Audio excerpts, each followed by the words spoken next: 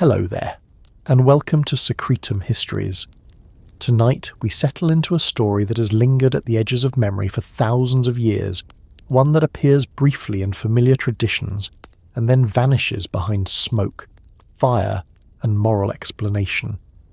It is a story often told as a warning, sometimes as a punishment, and almost always as something beyond human understanding.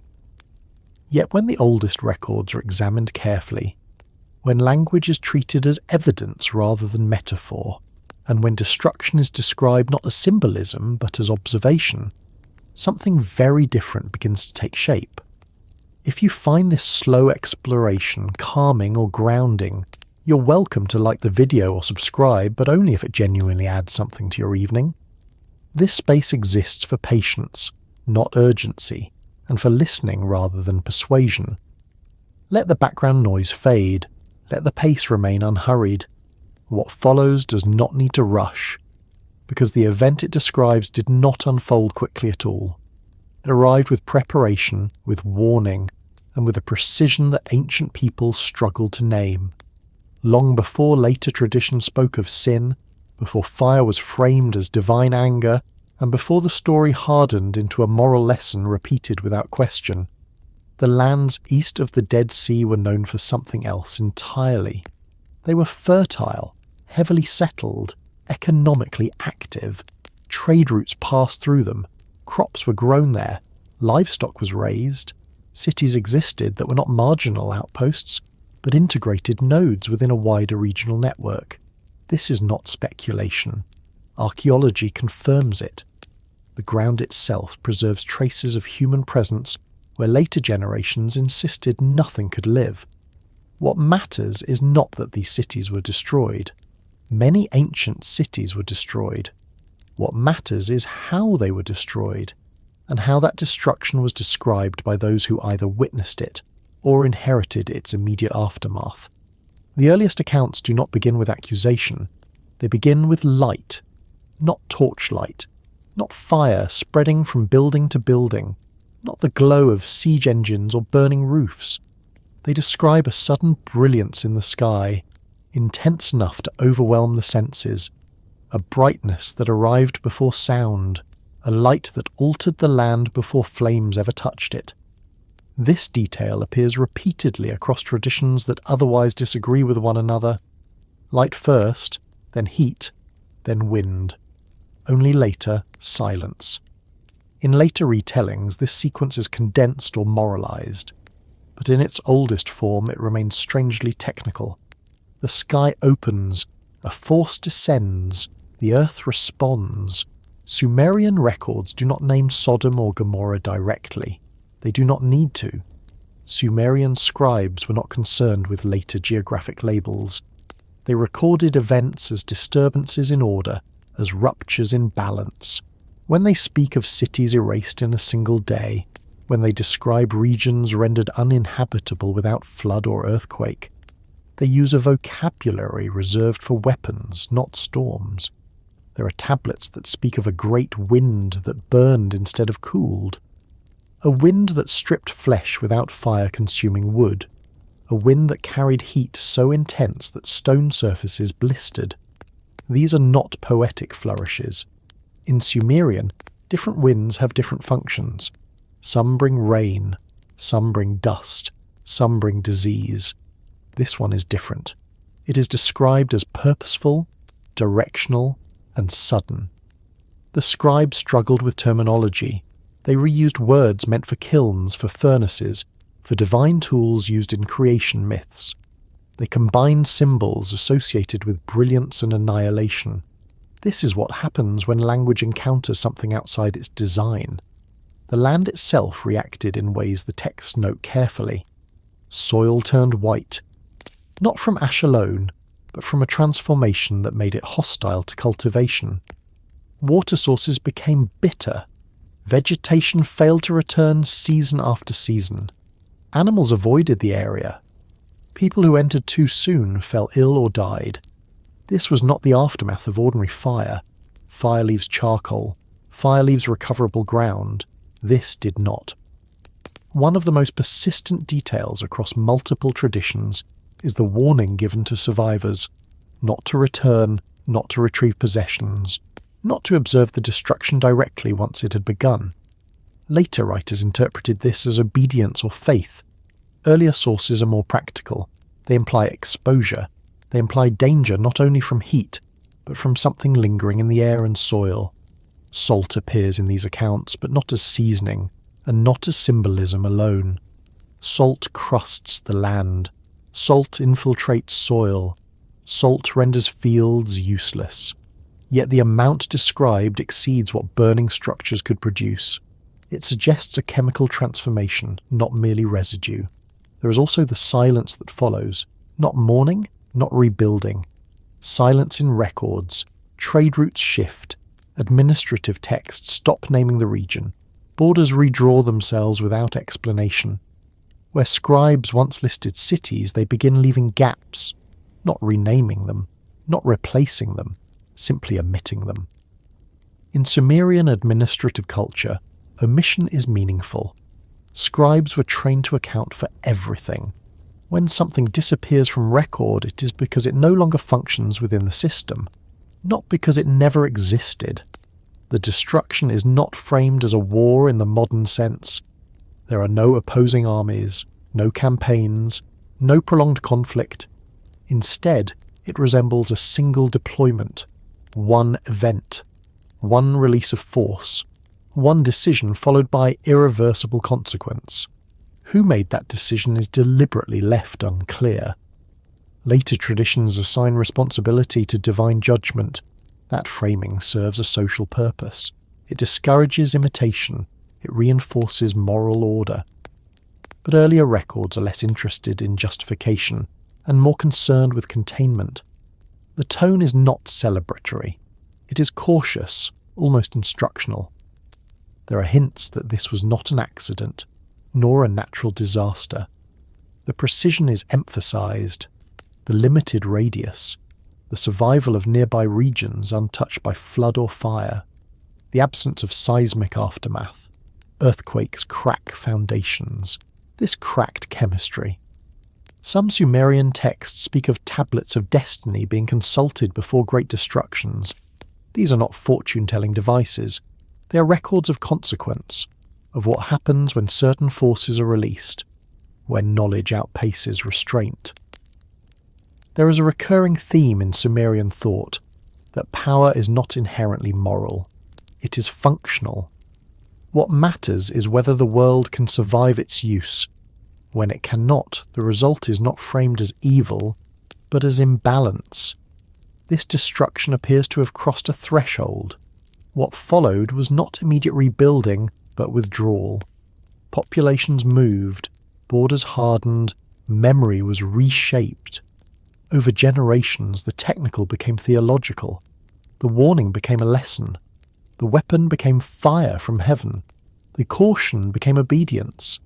Yet the land itself never accepted the new story. It remained barren. It remained chemically altered. Even thousands of years later, explorers described it as lifeless, heavy, hostile.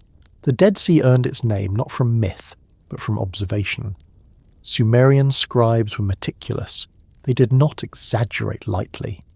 When they lacked words, they reused old ones carefully. When they feared repetition, they encoded meaning in silence. This event left too many marks to be dismissed as allegory alone.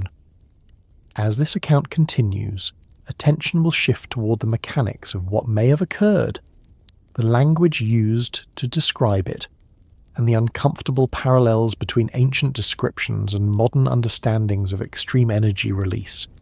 Not to force a conclusion, and not to rush towards certainty, but to remain with the evidence as it accumulates, layer by layer, without demanding resolution.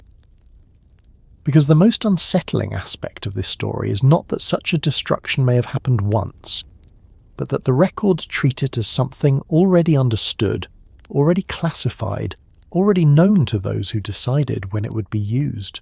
And that understanding does not end here. The destruction of cities in the ancient world usually leaves behind a familiar pattern. Walls breached, gates burned, layers of ash mixed with arrowheads and shattered weapons. skeletons fallen where they stood, surrounded by the debris of conflict.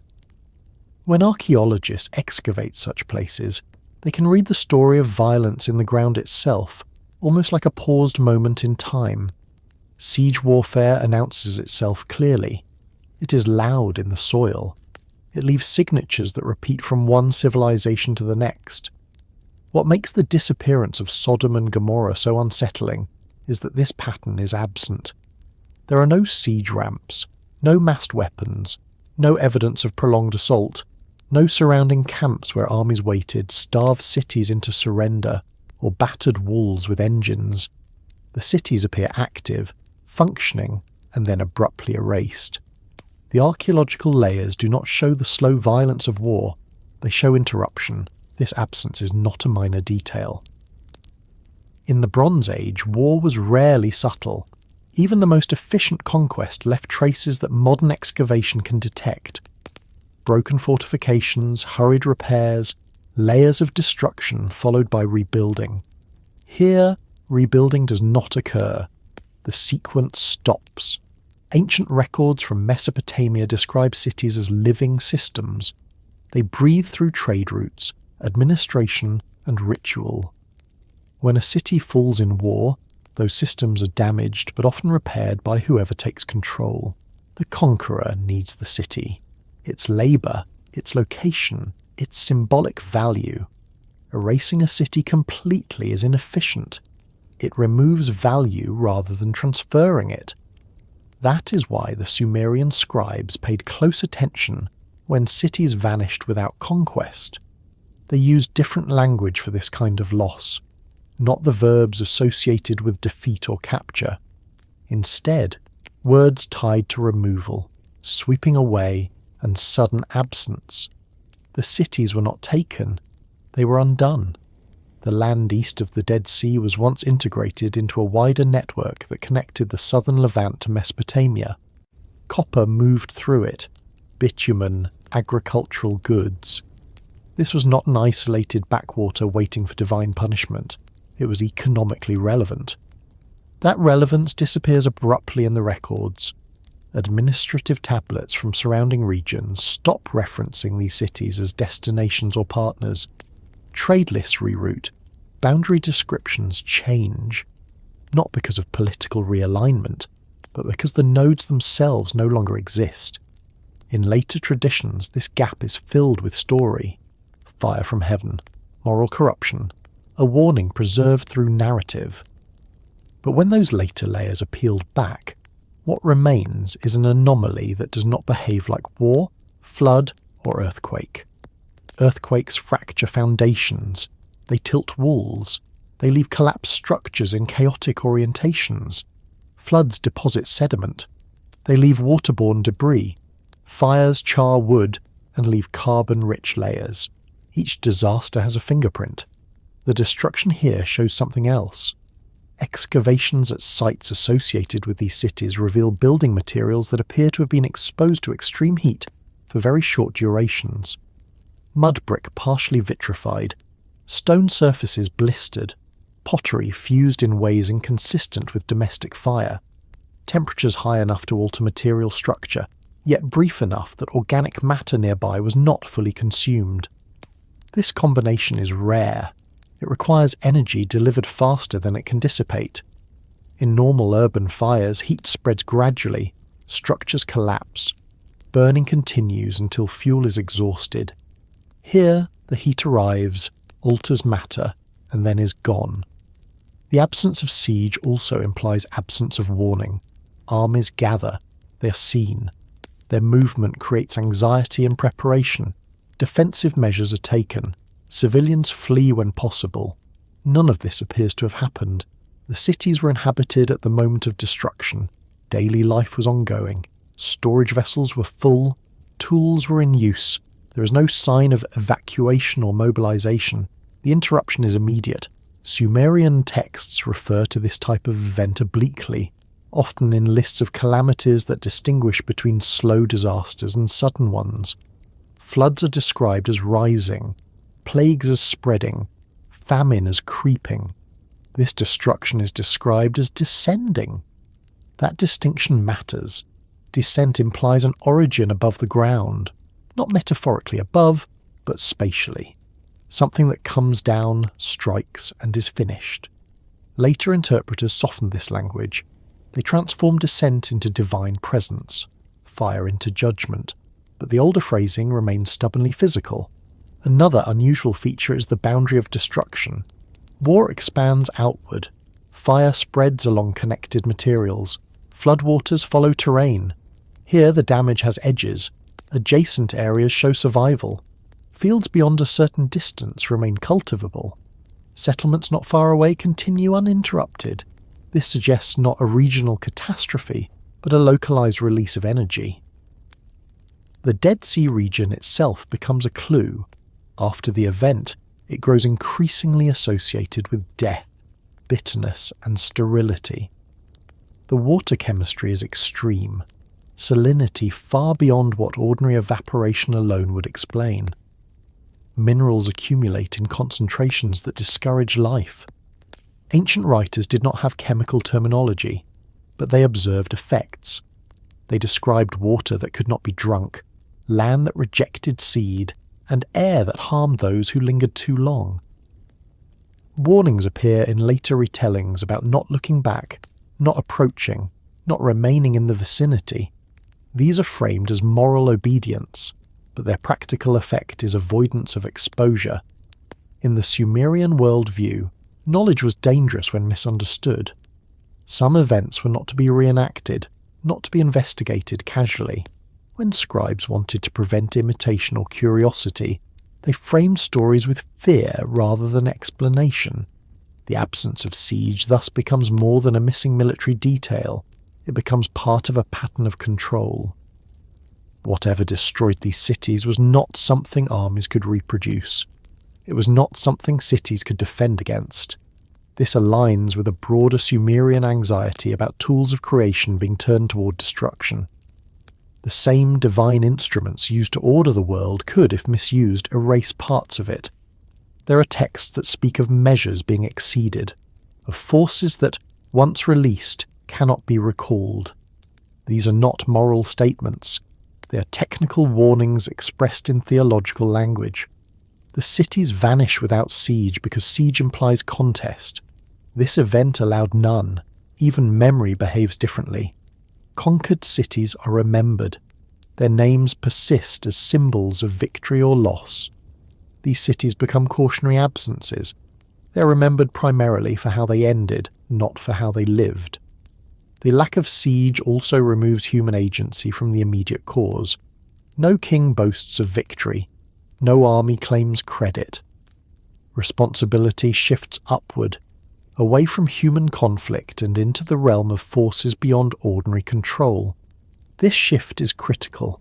It signals that the destruction was not understood as political, but as systemic, as something that affected the structure of the world rather than the balance of power. As time passes, the technical language erodes. The event is absorbed into moral teaching, but the ground does not forget. The materials remain altered. The region remains scarred. Sumerian scribes, meticulous and cautious, preserved fragments of this understanding without fully articulating it. They did not name the cities, perhaps deliberately. They described what happened without encouraging replication. The cities vanished without a siege because the mechanism of their destruction belonged to a different category altogether, one that did not require armies, did not allow defence, and did not leave the familiar debris of war.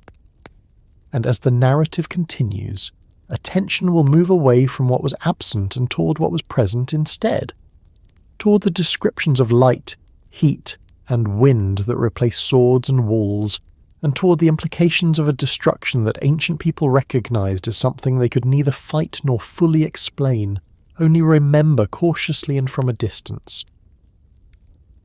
When ancient scribes described catastrophe, they usually followed the order of human perception. First came noise, then movement, then damage. Thunder announced storms, shouting preceded battle. The crash of walls and the roar of fire marked destruction already underway. Sound was the warning. Light followed as consequence. This sequence is consistent across most early records because it mirrors how human senses normally encounter danger. Yet the oldest texts associated with the destruction east of the Dead Sea reverse that order. They begin with light, not torchlight, not the glow of burning structures, and not the flicker of flames spreading through a city. The language points to something abrupt and overwhelming, a brightness that arrives before any noise is registered, before people can react, before motion itself seems to matter. This inversion is subtle, but it appears again and again, across traditions that otherwise disagree on nearly everything else. In Sumerian literary convention, light has specific meanings depending on context. It can signify revelation, divine presence, or the return of order after chaos, but it can also signify exposure, excess, and danger when paired with words normally reserved for destruction. In these texts, light is not comforting. It is intrusive. It overwhelms rather than illuminates. The scribes did not lack words for fire. They did not lack imagery for burning cities. They had described such things many times before. When cities burned during war, the language was familiar and detailed. Flames consumed roofs. Smoke darkened the sky. Heat followed noise and chaos. These descriptions exist elsewhere in the corpus and are unmistakable. Here, the writers hesitate. They reach first for terms associated with brilliance, glare, and sudden radiance. Words connected to the sun at its most punishing, not at dawn or dusk. Words used sparingly, often in creation myths, where light marks the separation of heaven and earth or the first ordering of the world. The same vocabulary appears here, but without the sense of beginning. Instead, it signals intrusion. The importance of this detail becomes clearer when the texts are read alongside later retellings. In the Hebrew tradition, preserved in texts that would eventually form part of the Bible, fire and brimstone fall from the sky upon Sodom and Gomorrah. The emphasis there is on divine judgment. Sound is implied through thunderous imagery. The moral lesson takes precedence over sensory sequence. But when scholars trace these narratives backward, stripping away theological framing added centuries later, the sensory order shifts. The earlier strata are quieter, more observational, and more unsettling. They do not dwell on divine anger. They describe what was seen. Light first, then heat, then wind, then silence. This sequence is not poetic. It is clinical. In modern terms, it resembles the description of an intense energy release that travels faster than sound. Light moves at a speed that overwhelms human perception. Sound arrives later, delayed by the limitations of air. Ancient people did not know physics as we do, but they knew their senses. They knew when something violated normal expectation. That violation demanded explanation. Sumerian scribes often faced this problem. When confronted with phenomena that did not fit existing categories, they reused the closest available language, even if it strained meaning. This is why creation myths borrow from agricultural metaphors, and why divine tools resemble human ones. Language adapts when experience outpaces vocabulary. In this case, the adaptation is careful. The scribes avoid exuberant imagery. They avoid embellishment. They do not describe screaming crowds or collapsing buildings. Instead, they note the order of perception. They preserve the sequence. Light before sound suggests that those who witnessed the event were momentarily stunned, unable to process what was happening until after it had already begun. It implies a flash so intense that it dominated awareness, followed by heat that arrived almost simultaneously, and only then the roar or pressure that would normally announce danger. This is consistent with accounts preserved much later, in cultures that experienced extreme explosions. Survivors describe blinding flashes, followed by heat that burned skin, and only afterward a thunderous shockwave. These modern parallels are uncomfortable, but they help explain why ancient descriptions feel so restrained and so strange. The scribes were not trying to frighten, they were trying to record. Another detail reinforces this interpretation. The texts do not describe prolonged burning. They do not dwell on flames consuming city after city. Instead, they emphasize transformation. Stone altered, soil rendered hostile, water turned bitter. These are effects of heat delivered rapidly and unevenly, not of fires fed by wood and oil over many hours. If fire had spread normally, sound would have been omnipresent. Cracking beams, collapsing roofs, panicked movement. The absence of such descriptions is telling. It suggests that the destructive phase was brief, overwhelming, and largely silent in its earliest moments. The later silence described in the texts is also significant. After the event, there is no ongoing noise, no rebuilding, no lamentation preserved in the earliest layers. Silence follows as abruptly as light arrived. In Sumerian thought, silence often marks boundaries. The silence of the underworld, the silence after divine decrees, the silence that follows irreversible acts. It is not peace, it is cessation. This pattern appears in other Sumerian compositions dealing with forbidden or dangerous knowledge. When gods unleash forces that disrupt cosmic balance, the texts often end abruptly or shift tone, as if unwilling to linger. The scribes understood restraint as a form of preservation. There is also the matter of warning. Several traditions include the instruction not to look back. Later readers interpret this as moral obedience, but the earliest phrasing lacks moral language. It reads more like a safety directive. Avoid exposure. Do not observe directly. Distance yourself from the source. If the danger were fire alone, looking back would not be uniquely harmful. Fire can be seen without consequence at a distance. But if the danger involved intense light and lingering effects in the air, avoidance becomes practical rather than symbolic.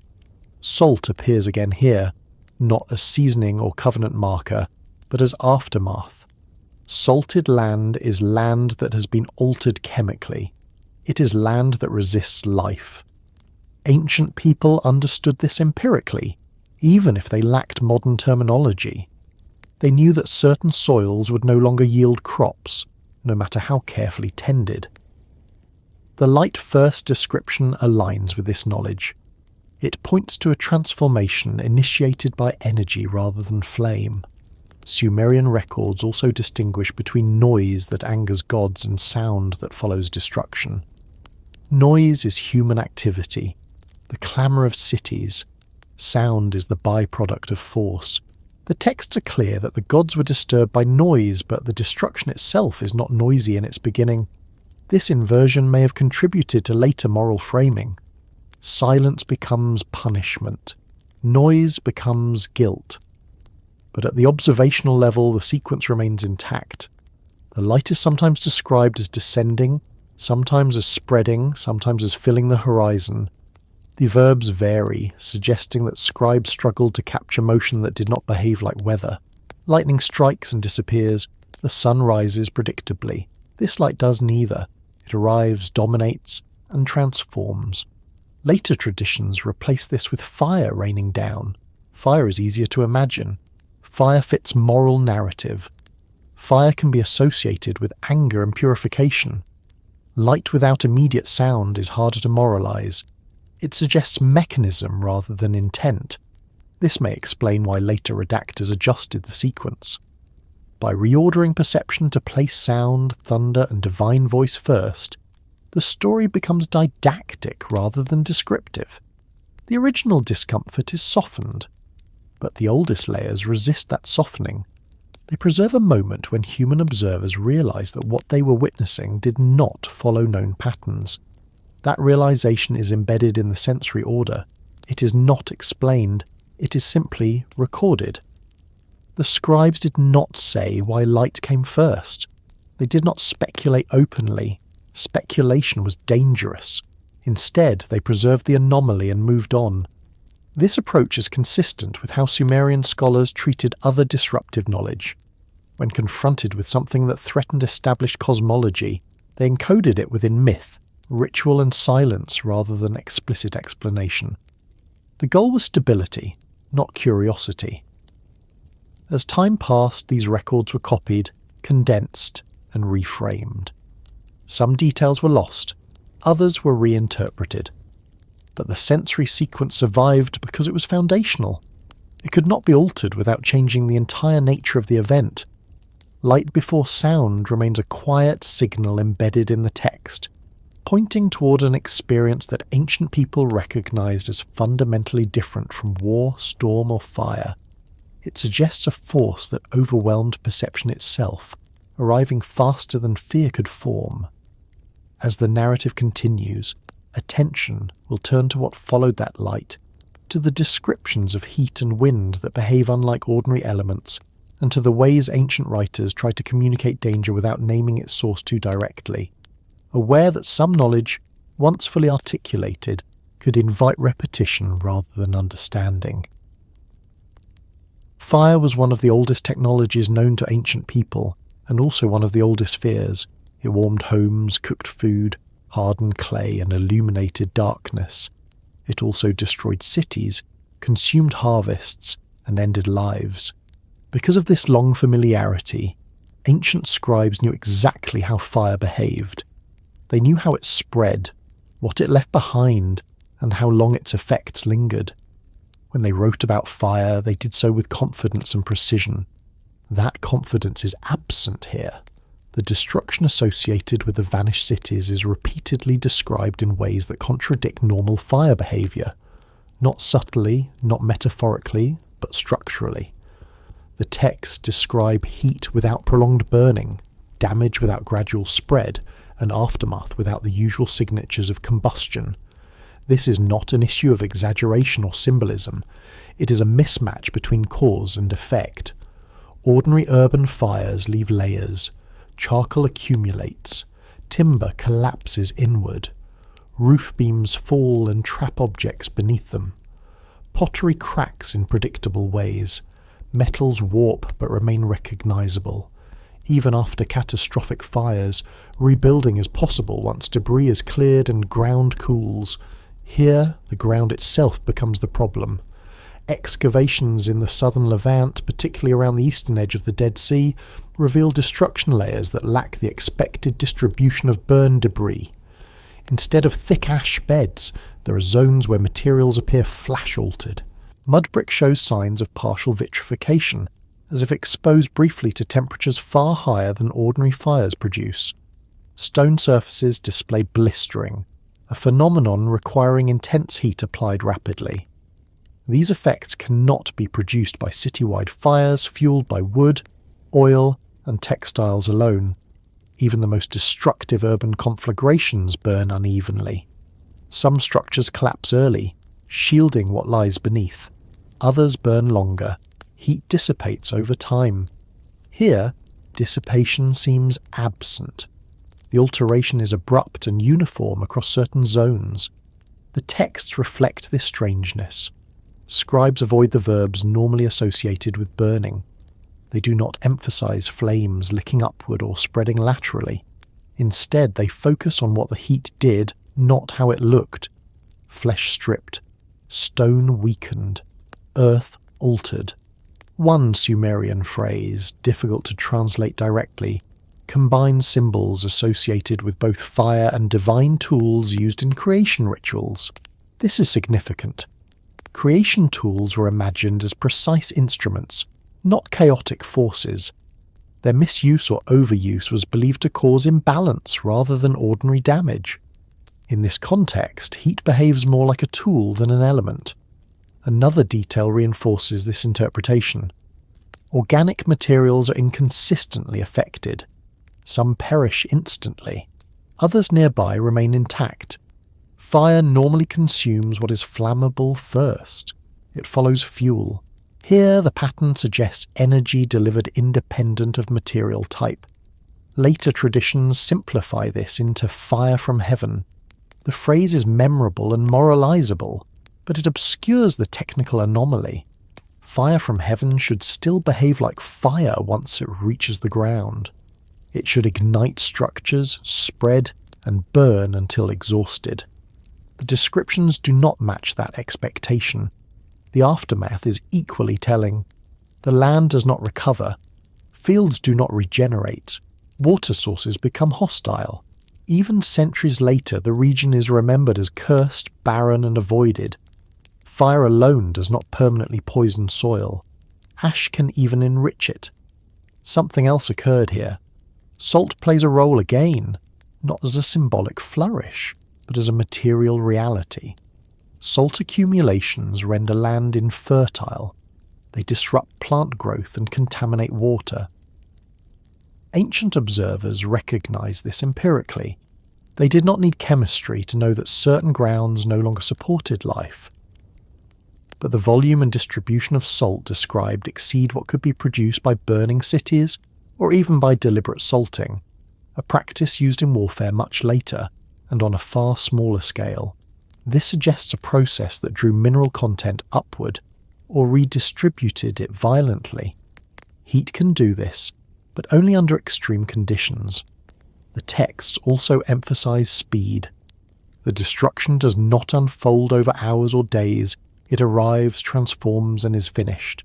Survivors flee not from advancing flames, but from an environment that has become instantly hostile. This distinction matters.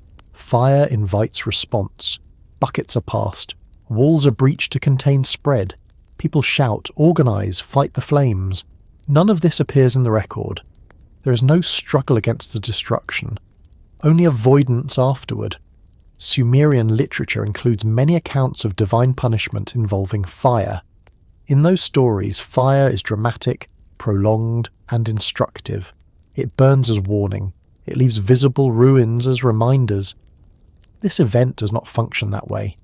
It leaves absence, not spectacle. The scribes appear uneasy describing it. They circle the effects rather than narrating the event directly. This hesitation suggests that the phenomenon did not fit comfortably within existing categories of divine action. There is also the matter of wind. Fire requires oxygen and is shaped by wind. Wind fans flames, carries embers, spreads destruction. Here, wind is described as destructive in itself, a wind that burns rather than cools, a wind that strips rather than feeds fire. This inversion appears in multiple texts, using language usually reserved for desert storms or divine breath. Breath in Sumerian thought is life-giving when gentle and deadly when excessive. To describe breath as burning suggests heat carried through air, not flame. Modern parallels again intrude uncomfortably. Extreme thermal events can superheat air, turning it into a weapon. Ancient people lacked the vocabulary to describe this, but they could observe its effects. They knew when air itself became dangerous. The warning not to linger, not to return quickly, aligns with this observation. Fire goes out, heat dissipates, dangerous air clears. Here, danger persists beyond the visible destruction. That persistence is noted even if not explained. Later moral interpretations focus on sin and punishment, but they struggle to account for these practical details. Why would divine anger poison land for generations? Why would punishment require avoidance long after the guilty were gone? These questions fade in later retellings, replaced by obedience narratives. The oldest records are less concerned with justification. They document consequence. Another anomaly is the lack of plunder. After fires and wars, survivors and outsiders scavenge. Materials are reused. Stone is repurposed. Metals are recovered. Here, reuse does not occur. The region is avoided. Even valuable materials are left untouched. Avoidance implies fear, not reverence. It suggests that people believed something about the land itself had changed in a way that made it unsafe. Sumerian scribes understood taboo. Certain places were forbidden not because they were sacred, but because they were dangerous. These zones were marked by story and ritual to keep people away. Over time, danger became moralized as impurity. This pattern fits what happens here. A technical hazard becomes a theological warning. Fire becomes divine wrath. Avoidance becomes obedience. But the underlying behavior of the destruction remains inconsistent with ordinary fire. The texts also note the absence of smoke after the initial event. Smoke is ubiquitous in fires. It lingers, spreads, darkens skies. Its absence suggests that combustion was not the primary mechanism, or that it occurred too quickly to produce sustained smoke. Light without smoke, heat without flame, wind without cooling. These contradictions pile up. Ancient writers were not naive observers. They lived with fire daily. They knew its limits. When something exceeded those limits, they recorded it carefully, even if they lacked explanation. This destruction appears to have exceeded those limits decisively. As generations passed, the discomfort of this realization was smoothed over. Stories were adjusted. Fire became familiar again. The unknown was rendered known through narrative. Yet the land resisted that narrative. Its sterility persisted. Its chemistry remained altered. Travellers continued to remark on its hostility. The Sumerian instinct was to preserve order. When confronted with a force that disrupted order at a fundamental level, they did not celebrate it. They encoded it. They warned against it indirectly. They avoided naming its source too precisely. This restraint is itself evidence. It suggests an awareness that some forces, once understood too clearly, invite misuse. As the account moves forward, attention will shift from the physical effects of this destruction to the language used to describe its aftermath, particularly the emphasis on warning, prohibition, and silence. These elements reveal how ancient societies managed knowledge of events that threatened not just cities, but the conceptual boundaries of what humanity believed it could control. In the earliest Sumerian material that touches this event indirectly, the language does not sound like condemnation. It does not read like a verdict. There is no courtroom tone, no weighing of guilt, no declaration of moral failure followed by punishment. Instead, the vocabulary belongs to a different register entirely.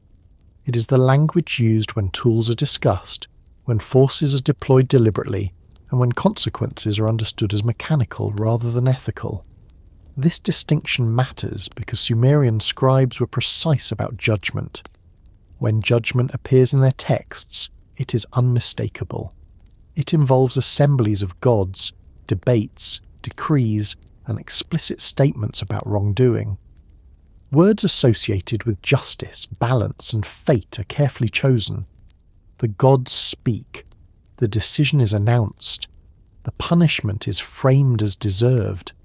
None of that structure appears here. Instead, the destruction is described through terms normally reserved for instruments of divine labour, implements used in creation, powers employed to shape land, redirect rivers, or enforce cosmic order. These are not metaphors for anger. They are functional descriptions. One recurring term combines signs associated with striking, heat, and directed force. In other contexts, this same construction is used to describe divine tools that cut channels for rivers or break open mountains to release water. The implication is not emotional, it is operational. This is why later traditions struggled so much with these passages. A weapon is uncomfortable, a judgment is reassuring. Judgment implies morality, control, and meaning. A weapon implies risk, escalation, and the possibility of misuse. The Sumerians were deeply aware of this difference. In their worldview, gods were not omnipotent abstractions. They were powerful administrators of reality, bound by procedures and consequences. When they used tools, those tools had effects that could not always be undone. Creation itself was described as a sequence of controlled applications of force. When those forces exceeded their intended limits, imbalance followed. Several Sumerian compositions warn explicitly about this danger. They speak of measures that must not be exceeded, of boundaries that once crossed cannot be restored. These warnings are not framed as moral lessons for humans. They are internal cautions within the divine order itself. Against this backdrop, the destruction of the cities east of the Dead Sea reads differently. There is no trial, no speech, no accusation. There is deployment. The records describe preparation without debate. a moment when a force is released rather than commanded. The verb choice is critical. Commands imply obedience. Release implies containment followed by letting go. Something held is allowed to act. Judgment would require explanation. A weapon does not. Later theological traditions reverse this logic. They insert judgment because it provides closure. It reassures listeners that destruction was deserved and therefore controlled. But the older layers do not offer that comfort. They leave the event hanging, unresolved, unsettling. Another clue lies in the absence of moral aftermath. When the Sumerians described divine punishment elsewhere, they followed it with instruction. Laws were reinforced, rituals were prescribed, behaviour was corrected. Here, there is no guidance on how to avoid repetition, only warnings to avoid the place itself. Avoidance is a response to danger, not to guilt. The scribes focus on what the force did, not why it was used. This focus aligns with technical documentation rather than theological narrative. They note the effects on land, water and air. They catalogue transformation. They do not sermonize. This approach mirrors how Sumerian scholars treated other dangerous knowledge. When dealing with potent rituals, harmful incantations, or destructive technologies, they recorded outcomes while limiting explanation. Full understanding was restricted to specialists. The general population received simplified warnings. In this case, even specialists seem to hesitate. The texts do not name the device, the source, or the mechanism explicitly. They describe it through effects and analogies. This suggests either that the knowledge was already sensitive, or that it was no longer fully understood even at the time of writing. Both possibilities are troubling. The use of weapon-like language also explains why the destruction is geographically constrained.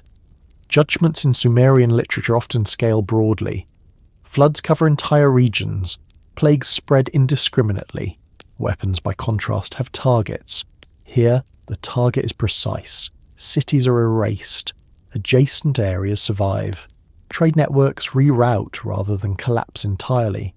The world continues, altered but not undone. This precision implies intent, but not moral evaluation. There is also the matter of repetition.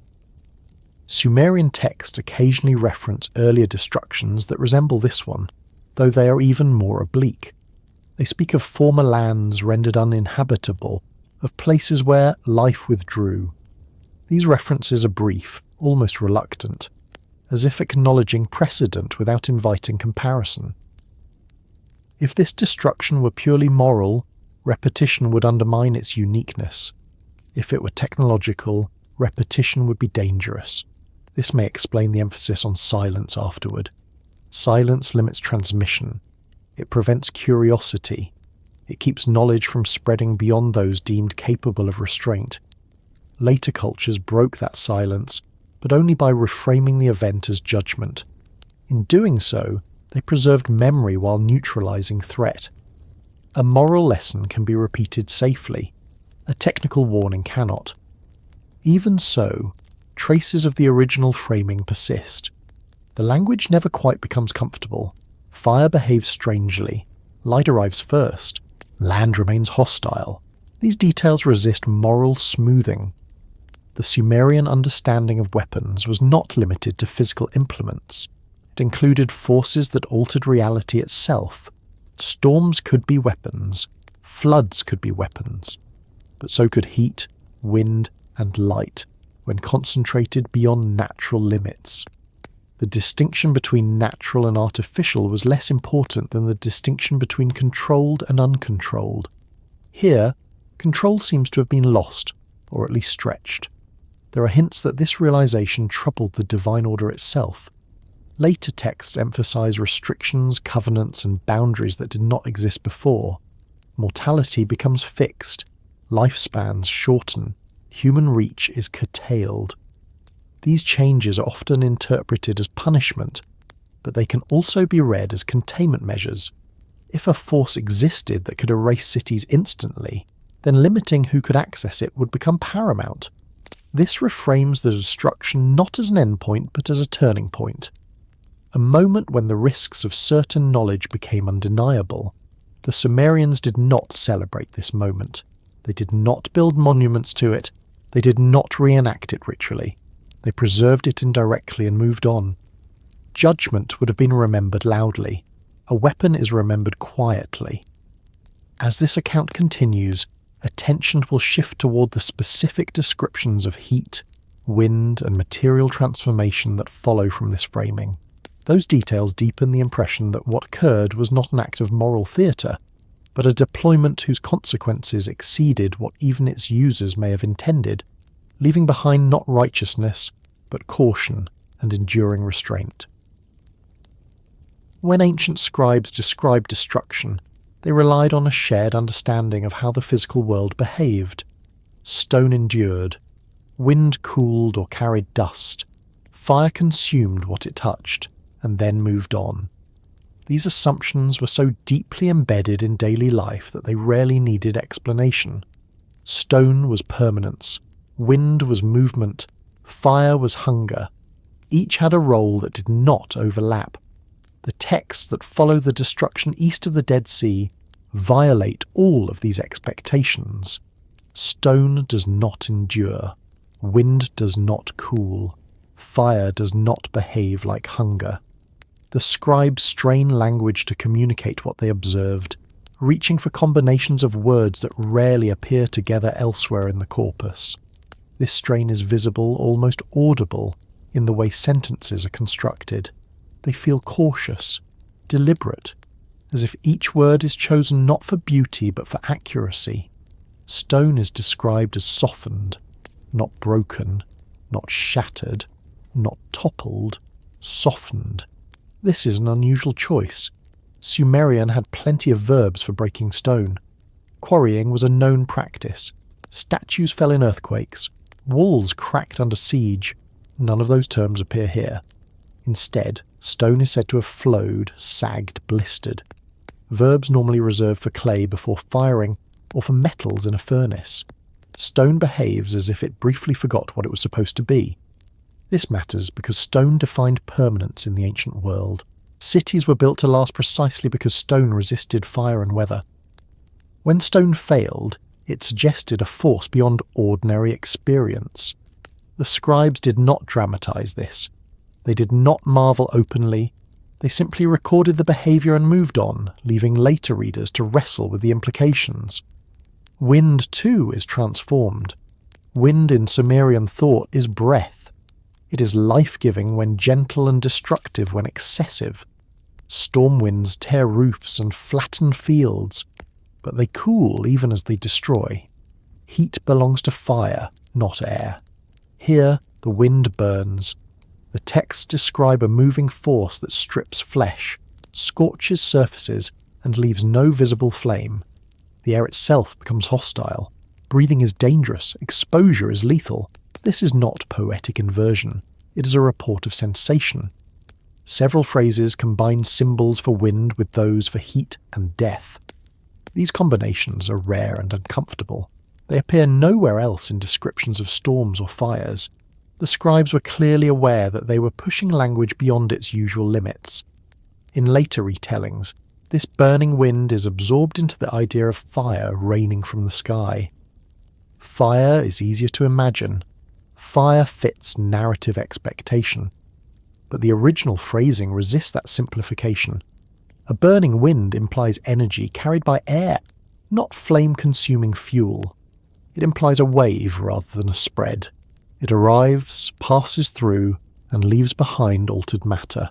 This aligns with the descriptions of human impact. People are not described as trapped in burning buildings. They are described as exposed, as overtaken, as if the environment itself turned against them. The ground records this as well. Soil layers show signs of rapid heating followed by abrupt cooling. Minerals reorganize. Surfaces crack in ways inconsistent with long-duration fires. These patterns are subtle, but they are consistent across affected sites. The scribes did not know geology, but they knew land. They farmed it, built on it, and depended on it. When land behaved strangely, they noticed. They also noticed what did not happen. There is no mention of widespread smoke. Smoke is ubiquitous in fire narratives. It darkens skies. It suffocates survivors. It lingers for days. Its absence here is conspicuous. Instead, there is clarity followed by silence. Light reveals everything briefly, then nothing moves. The air clears, but danger remains. This paradox troubled ancient observers. Clear air should be safe. Here, it is not. The language reflects this confusion. Words associated with purity and clarity are paired with those for death and danger. Clean air kills. Clear land rejects life. These inversions undermine ordinary categories. Another detail emerges in descriptions of water. Water normally quenches fire. It cools stone. It restores balance. In this event, water becomes bitter and hostile. Wells are poisoned, springs fail. The texts note this carefully without attributing cause. This suggests that the destruction affected more than surfaces. It altered underlying systems. Subterranean flows changed. Chemical balances shifted. Ancient observers did not know chemistry, but they knew taste. Bitter water meant danger. The scribes also note time.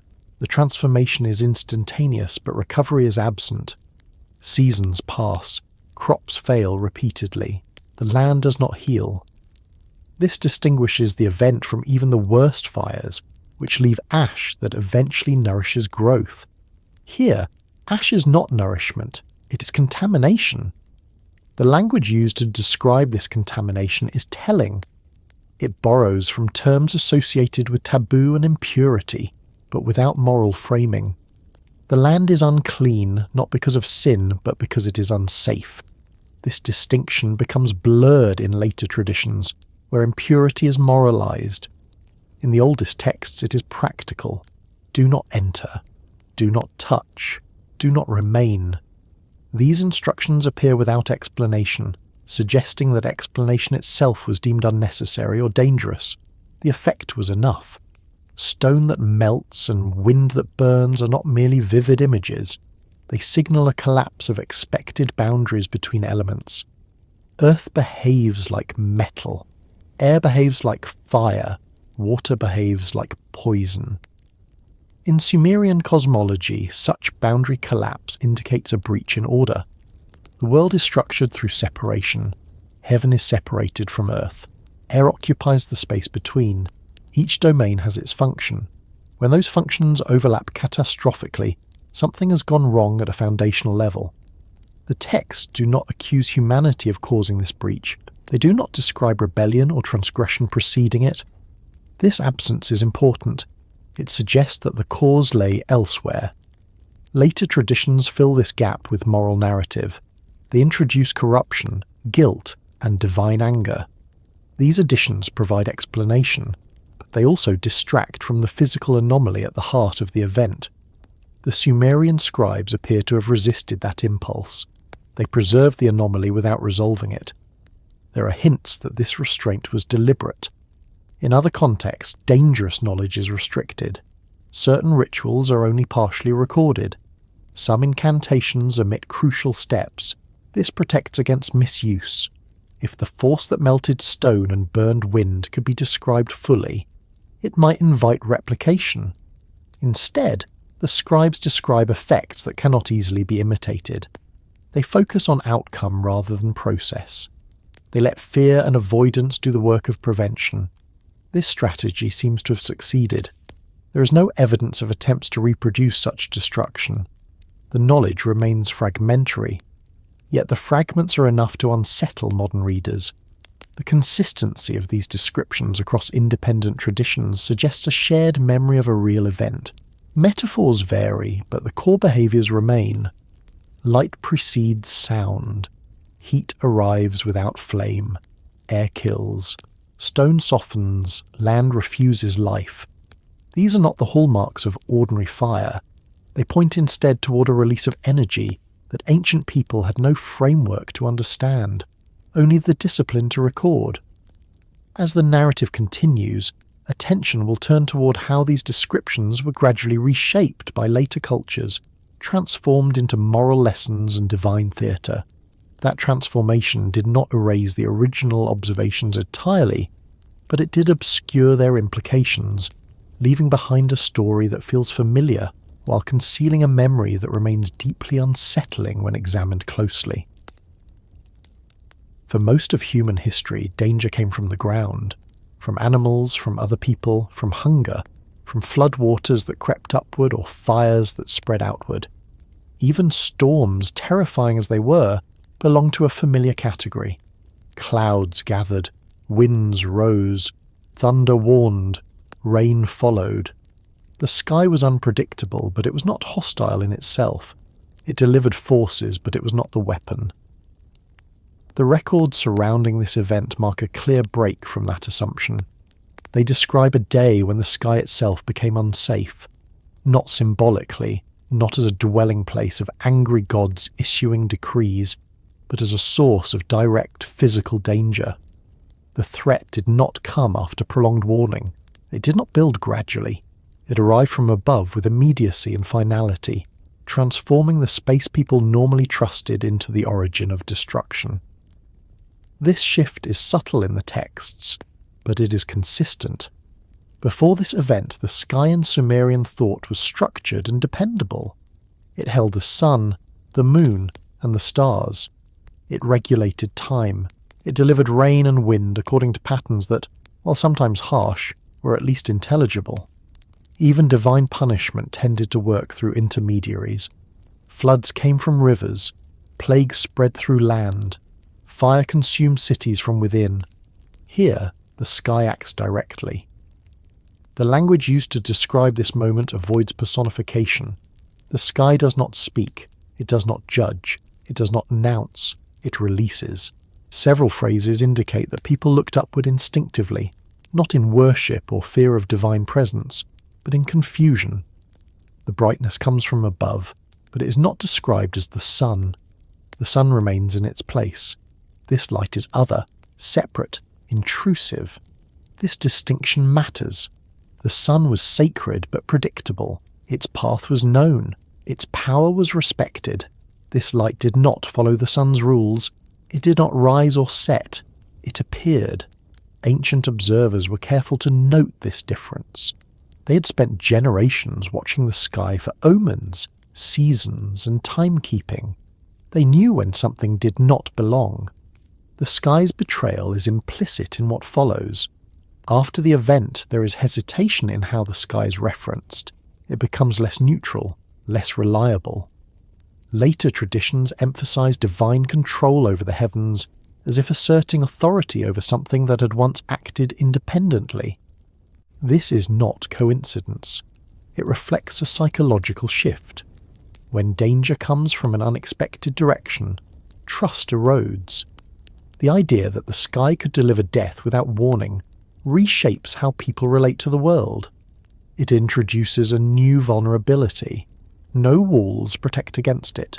No distance guarantees safety. This is why the texts emphasize exposure. People are harmed not by collapsing buildings alone, but by being present under open sky. Those indoors fare no better if structures offer no shielding. Survival becomes less about strength and more about position, timing, and chance. There are hints that some individuals were warned, not through public announcements or divine proclamations, but through quiet instructions to leave, to move, to avoid being present. These warnings are practical, not moral. They do not demand repentance. They demand distance. This again suggests danger rather than judgment. If the sky itself is unsafe, then the only response is avoidance. You cannot argue with it. You cannot fight it. You can only not be there. The texts also record confusion after the event. People hesitate to resume normal patterns. They do not immediately rebuild or return. They watch the sky differently. They interpret signs cautiously. This vigilance persists in later cultures. Stories emphasize watching the heavens, reading omens, fearing sudden destruction. While later theology frames this as reverence, its roots may lie in trauma. The day the sky became unsafe was not just a physical catastrophe, it was a conceptual one. Before, danger was horizontal. It came from neighbours, armies, rivers. After, danger became vertical. It could descend from above without warning. This changes everything.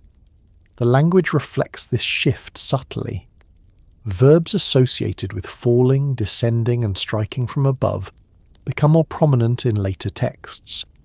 Even moral stories borrow this imagery.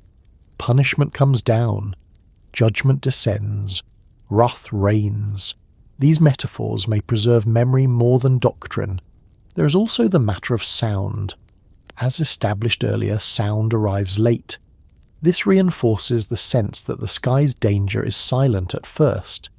Silence from above is unsettling. Thunder at least warns.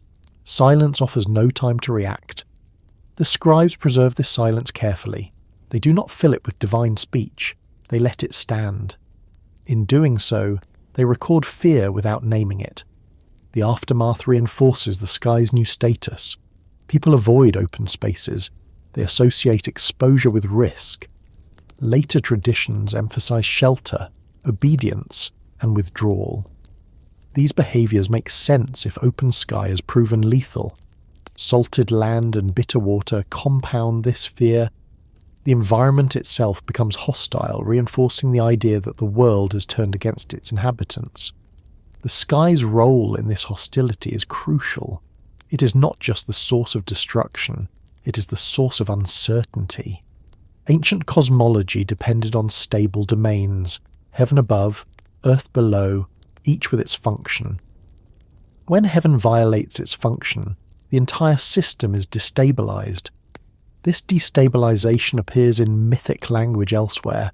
Stories of gods arguing, boundaries being renegotiated, rules being imposed, lifespans shortened, access restricted. All of these changes can be read as attempts to restore predictability after a breach. If the sky can kill, then limits must be enforced. This may explain why later traditions emphasize covenants and promises, assurances that such destruction will not be repeated, signs placed in the sky to mark restraint. These elements serve to re-establish trust, but trust once broken is never fully restored. The oldest texts do not offer reassurance. They do not promise safety. They simply note what happened and move on. The sky was no longer safe, and everyone understood that. As generations passed, this understanding was reshaped into theology. Fear became reverence. Trauma became doctrine. The sky became a place of divine authority rather than unpredictable danger. Yet traces of the original fear remain embedded in language, in cautionary phrases, in the persistent association of sudden light from above with destruction. The day the sky became unsafe is remembered not because it was dramatic, but because it violated something fundamental. It reversed an assumption so basic that it rarely needed articulation. You could hide from enemies. You could flee floods. You could rebuild after fires. But when danger came from the sky without warning, there was nowhere to run. This realization lingers beneath later narratives, giving them their power and unease. It is why the story endures, even when stripped of its original context. It speaks to a moment when the world's vertical axis turned against those who lived beneath it, and as this account continues, attention will turn toward the instructions that followed this realization, the prohibitions and warnings embedded in the aftermath, and the way ancient societies attempted to live with the knowledge that some dangers cannot be confronted, only avoided once they have been revealed. The warning given to the survivors is one of the most enduring details of the entire account, and also one of the most misunderstood. In later retellings, it becomes moralized, dramatized, and simplified into a lesson about obedience or temptation. But in the oldest layers of the tradition, stripped of sermon and symbolism, the warning has a very different tone. It is not framed as a test of faith. It is framed as a matter of survival. Do not look back, not because of guilt, not because of regret, not because of forbidden curiosity. The earliest phrasing does not carry those implications. It carries urgency, precision. The tone used elsewhere when scribes record instructions meant to prevent harm. In Sumerian culture, warnings were rarely abstract. They were practical. When something was dangerous, the danger was named or at least implied through consequence. Ritual texts that involved toxic substances, extreme heat, or unstable conditions often included cautions without explanation. The explanation was unnecessary. The outcome was enough. This warning belongs to that category. To understand why, it is necessary to consider what looking back meant in the context of the event itself. It was not an act of nostalgia. It was exposure. It was turning toward a source that remained active even after the initial destruction had passed. The text suggests that the danger did not end when the light faded or when the wind stopped moving. Something lingered, something invisible, persistent, and harmful. Survivors were instructed to increase distance, not merely to flee, to continue moving away, not to pause, to avoid orientation toward the source. Later traditions reduce this to a single dramatic moment, a backward glance, a transformation into salt. But the earliest understanding is broader. It is about direction, proximity, and time.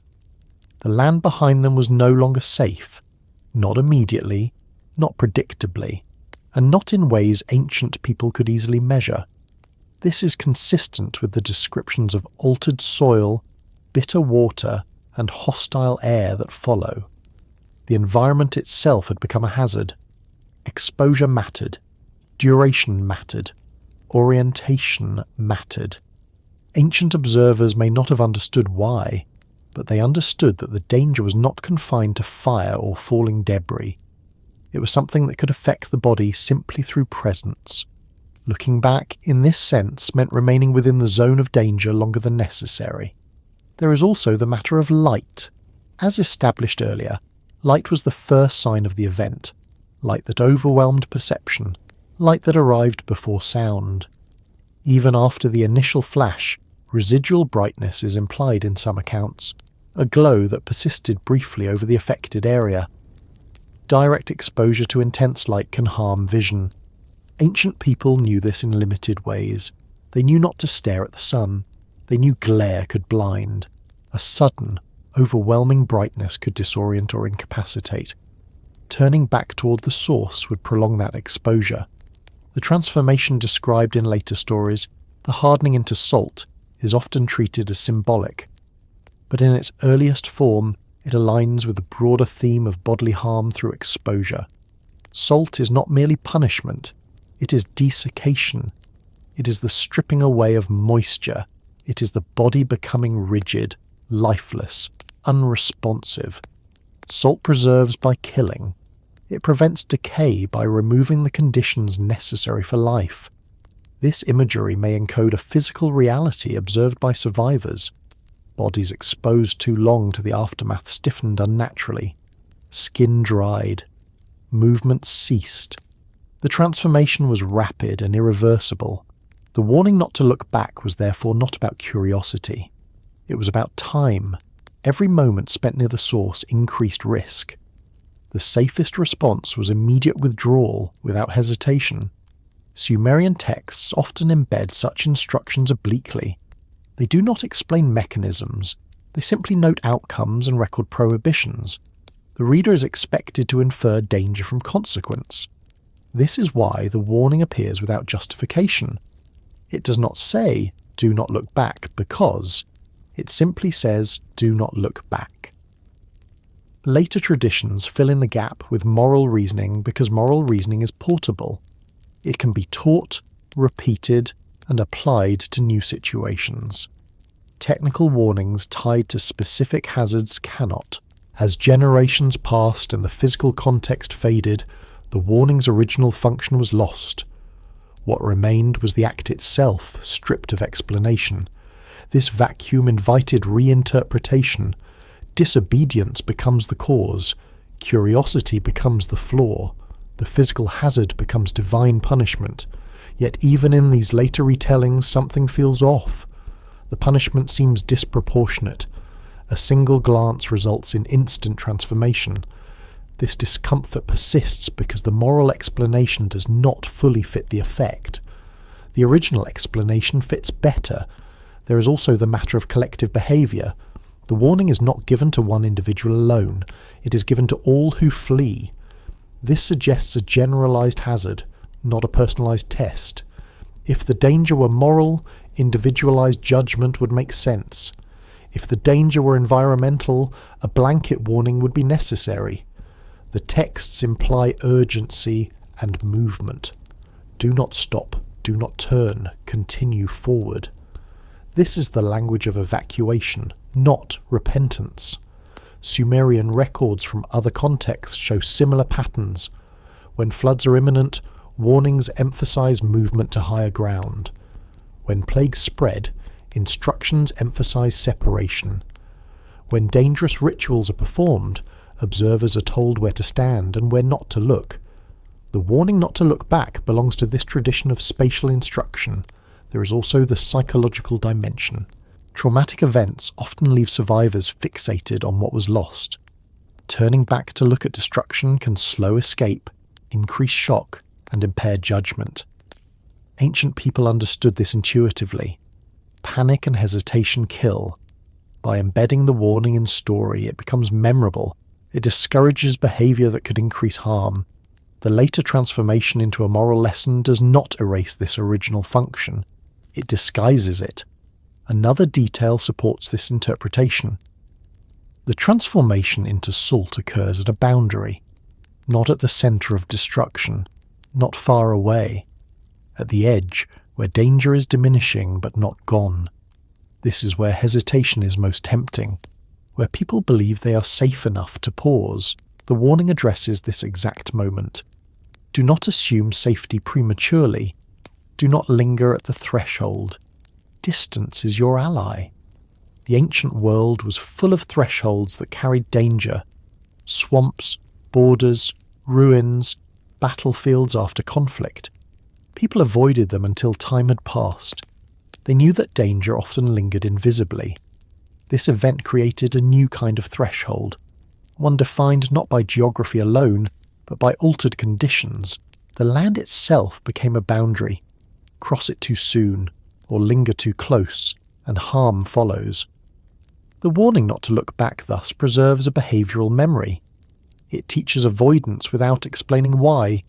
It ensures survival without inviting analysis. As the story travels through time, this behavioural core remains intact even as explanation shifts. The warning is too important to discard. Only its meaning changes. The Sumerian tendency to restrict dangerous knowledge may also play a role. By removing technical explanation, they prevent replication. If people do not know why something is dangerous, they are less likely to attempt to control or reuse it.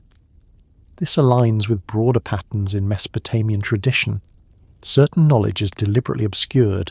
Names are omitted. Processes are hinted at but not detailed. The destruction east of the Dead Sea appears to fall into this category.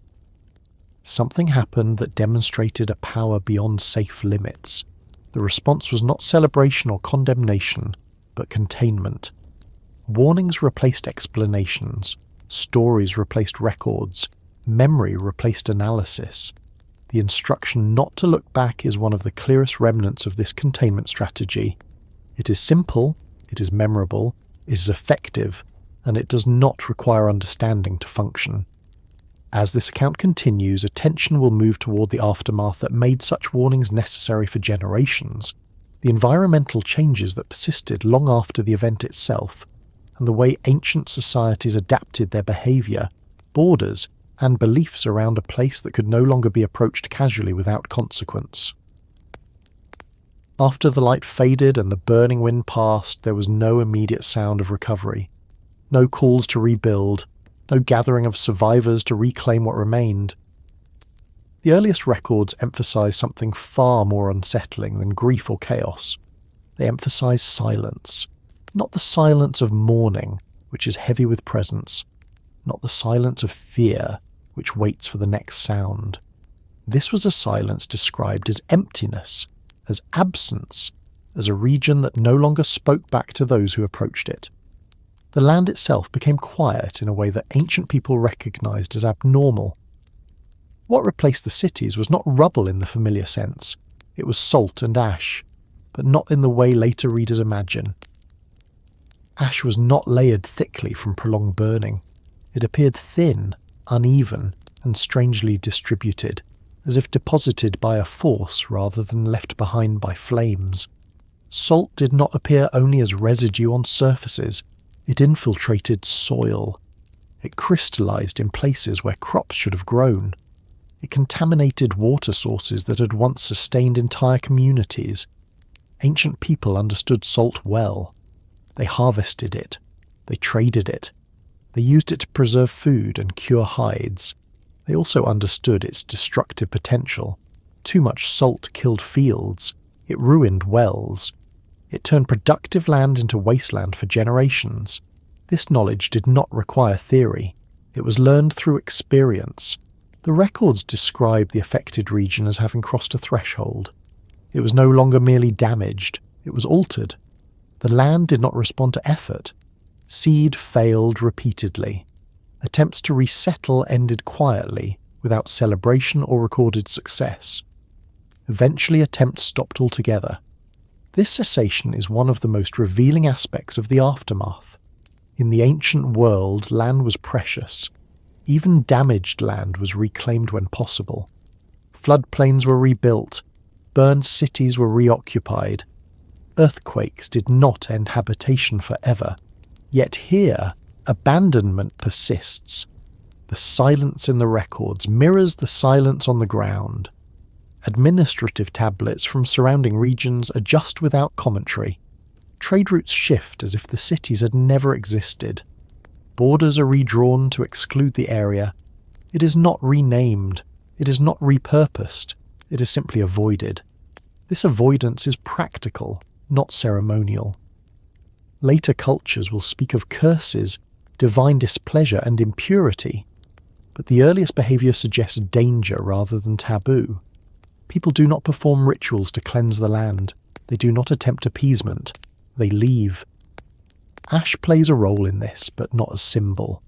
Ash normally nourishes soil after fires. It returns minerals. It supports regrowth. Here, ash does not heal. It seems to seal the land instead, forming a barrier between surface and life. The mixture of ash and salt is particularly hostile. It draws moisture away. It disrupts root systems. It prevents microbial recovery. Ancient farmers may not have known why their efforts failed, but they knew when failure was persistent. Water, too, becomes part of the silence. Springs once relied upon are described as bitter or dead. Wells are abandoned. Streams change course or dry up. The land that once supported settlement becomes unreliable in ways that cannot be corrected through labour alone. This transformation is not sudden in the records. It is observed over time. Season after season of failure confirms what the initial destruction suggested. The damage was not temporary. The silence that follows is therefore cumulative. It grows as people stop trying. Sumerian scribes record absence differently than presence.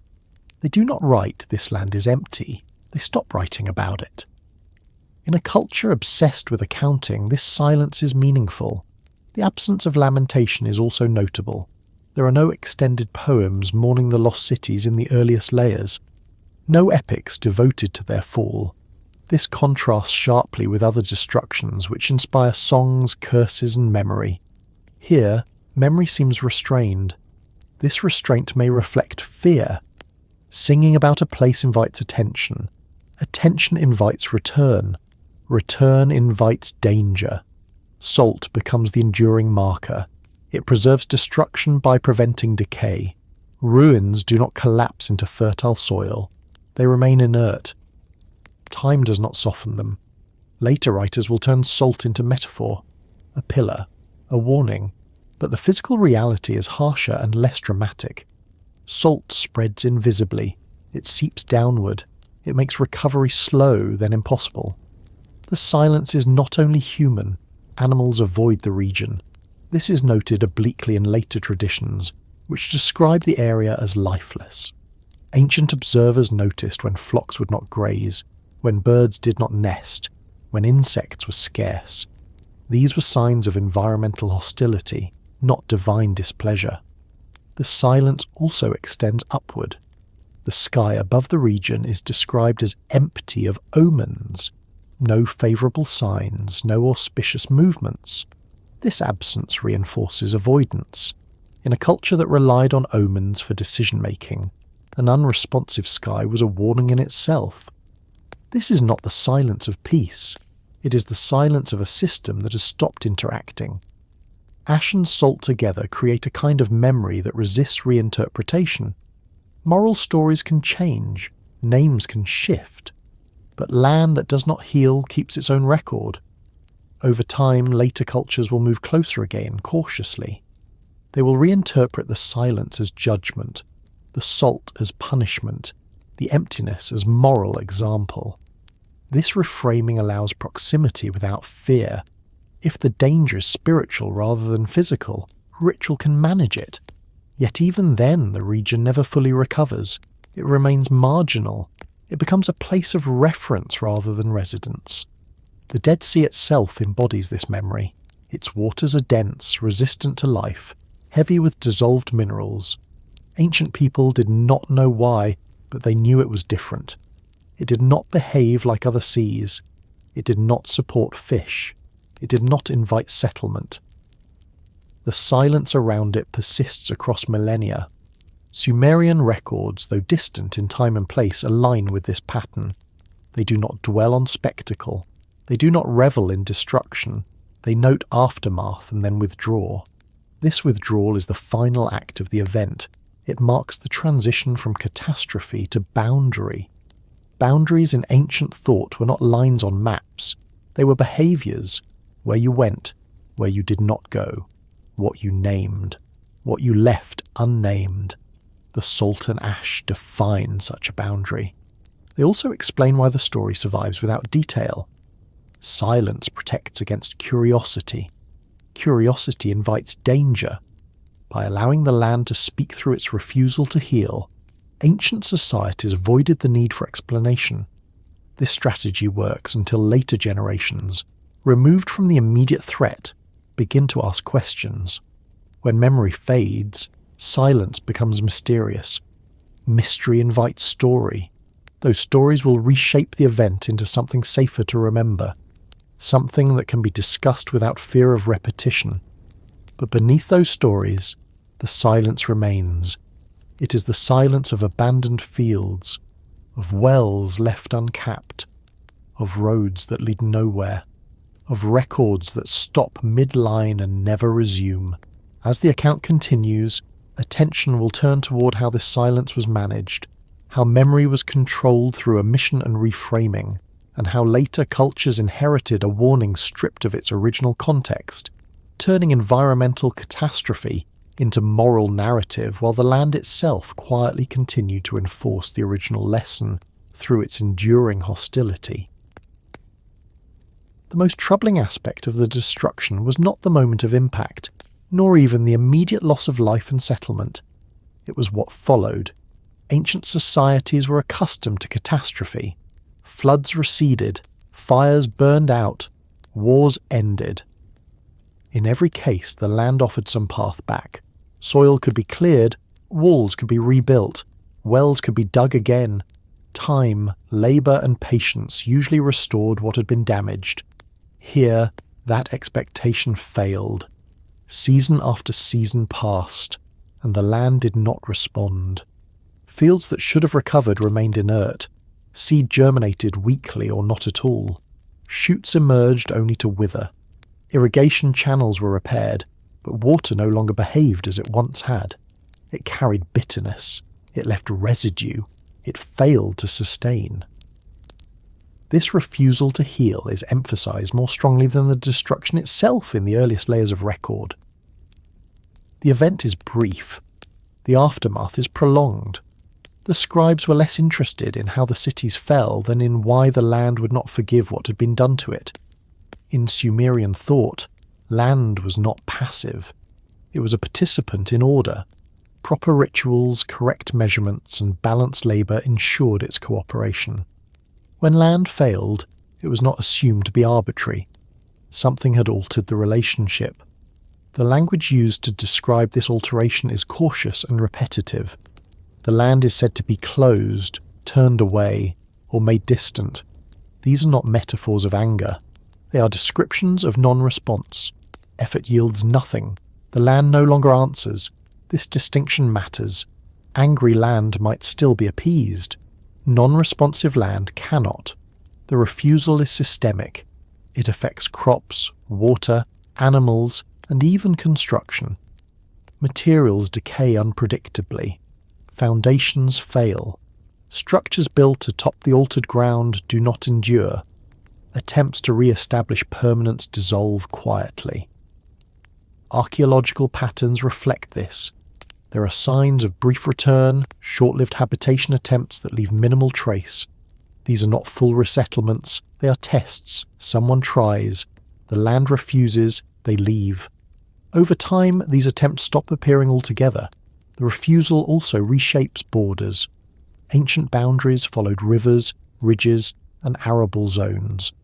When a region ceased to produce, it ceased to matter politically. It became a gap rather than a frontier. Trade routes bent around it.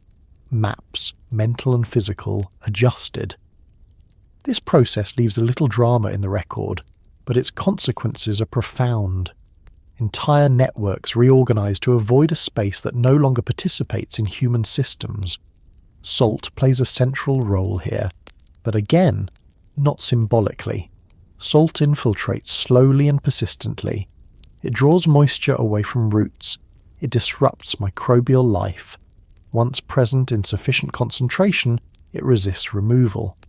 Rain can redistribute it, but not eliminate it easily. Ancient farmers understood this empirically.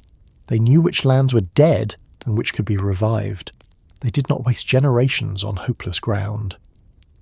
The text suggests that the salt did not arrive all at once. It continued to surface as season after season, as if drawn upward from below or redistributed by altered water flows. This persistence deepened the sense that the damage was structural, not superficial. Ash compounds the problem. Ash normally enriches soil, but when combined with salt and extreme heat effects, it behaves differently. It seals rather than feeds. It creates a crust that resists penetration.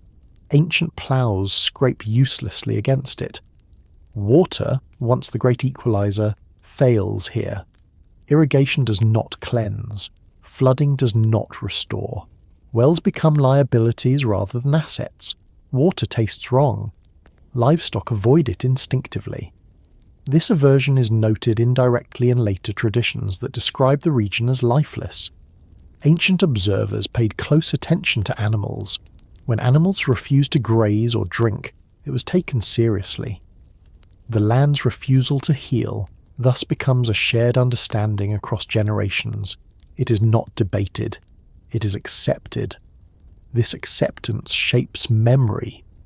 Unlike other catastrophes that inspire rebuilding narratives and heroic returns, this one inspires withdrawal. The story becomes about leaving, not reclaiming. Survival is framed as departure rather than endurance. Later moral interpretations struggle with this. Punishment stories usually end with restoration for the righteous. Here, restoration never comes. Even the innocent cannot return safely. This inconsistency forces reinterpretation. The land's refusal must be explained in moral terms to preserve theological coherence. It becomes cursed. It becomes an example. It becomes a lesson. But the earliest understanding is simpler and more unsettling. The land was altered in a way that exceeded human capacity to repair. There is a notable absence of ritual solutions. Sumerian culture was rich in ceremonies designed to appease gods, cleanse impurity and restore balance. Floods had rituals, plagues had rituals, even earthquakes had prescribed responses. Here, ritual is absent or ineffective. The texts do not describe priests attempting purification on a large scale. They do not record divine instructions for restoration. This silence suggests either that no such instructions existed, or that attempts failed and were quietly abandoned. Both possibilities point to limitation. The gods themselves appear to withdraw from the area. Temples are not rebuilt. Shrines are not relocated into the zone. Divine presence avoids the altered land, reinforcing human avoidance. This withdrawal is significant. In Sumerian thought, gods inhabited cities. Their absence marked abandonment. When gods left, cities died. Here, the gods leave first, or at least do not return. The refusal to heal thus operates on multiple levels: environmental, economic, political, religious. Each reinforces the other. The land's behaviour forces people to adjust their worldview. Some damages cannot be undone. Some tools cannot be used safely. Some boundaries, once crossed, remain. This realization echoes elsewhere in Sumerian literature, where limits are imposed after catastrophic overreach. Lifespans shorten. Access to divine knowledge is restricted. Certain arts become forbidden. These shifts suggest a broader response to a lesson learned painfully. Not everything that can be done should be done. Not every force that exists should be released. The altered land becomes a reminder of that lesson, more reliable than story or law. It enforces memory through consequence. Generations later, when the original context fades, the refusal remains. Travellers remark on it. Writers reference it. The region becomes shorthand for desolation. The Dead Sea stands as the most visible expression of this refusal. Its waters are heavy, unwelcoming. Life struggles. Ancient people did not measure salinity, but they felt resistance. They noticed absence. The land around it mirrors this condition. It does not invite habitation. It does not reward effort. This persistence outlasts empires. It survives reinterpretation. When the land refuses to heal, it does more than mark a past event. It shapes future behaviour. It narrows imagination. It sets limits. The earliest records do not celebrate this, they accept it quietly. And as the account continues, attention will move toward how this quiet acceptance influenced what could be said, what could not be said, and how entire cultures learn to live with the knowledge that some wounds are not meant to close, because their openness serves as the only remaining safeguard against repetition. What began as avoidance slowly hardened into something stronger than fear, and more durable than memory. The region surrounding the destruction did not merely fall out of use, it became untouchable. This shift is subtle in the records, but unmistakable when followed carefully. At first, people leave because the land does not respond. Crops fail, water turns bitter, animals refuse to graze, practical decisions accumulate, families relocate, trade routes bend, settlements thin and then vanish. This stage is economic and environmental. Then something changes. The land is no longer treated as damaged. It is treated as prohibited. This distinction matters. Damaged land invites solutions. Prohibited land does not. Prohibition does not require explanation. It requires distance. Sumerian administrative culture was intensely pragmatic. Land was measured, taxed, irrigated, and recorded with obsessive care. Even marginal territories were accounted for. When a region disappears entirely from this system, it signals more than inconvenience. It signals a boundary. The language used for this boundary is not dramatic. It does not announce danger loudly. Instead, it withdraws recognition. Place names stop appearing. Routes are described as if they never passed through the area. Jurisdictions skip over it cleanly, like water flowing around stone. This is not erasure by conquest. It is erasure by consensus. Over time, the absence becomes normative. New generations grow up without expectation of access. The region is not argued over. It is not coveted. It is not mourned. It is simply not part of the lived world. In Sumerian thought, such absence is powerful. Naming grants existence. Accounting grants legitimacy. Silence removes both. Later cultures inherit this silence and attempt to fill it with story, but even then the boundary remains. The stories explain why the land should not be touched. They do not invite return.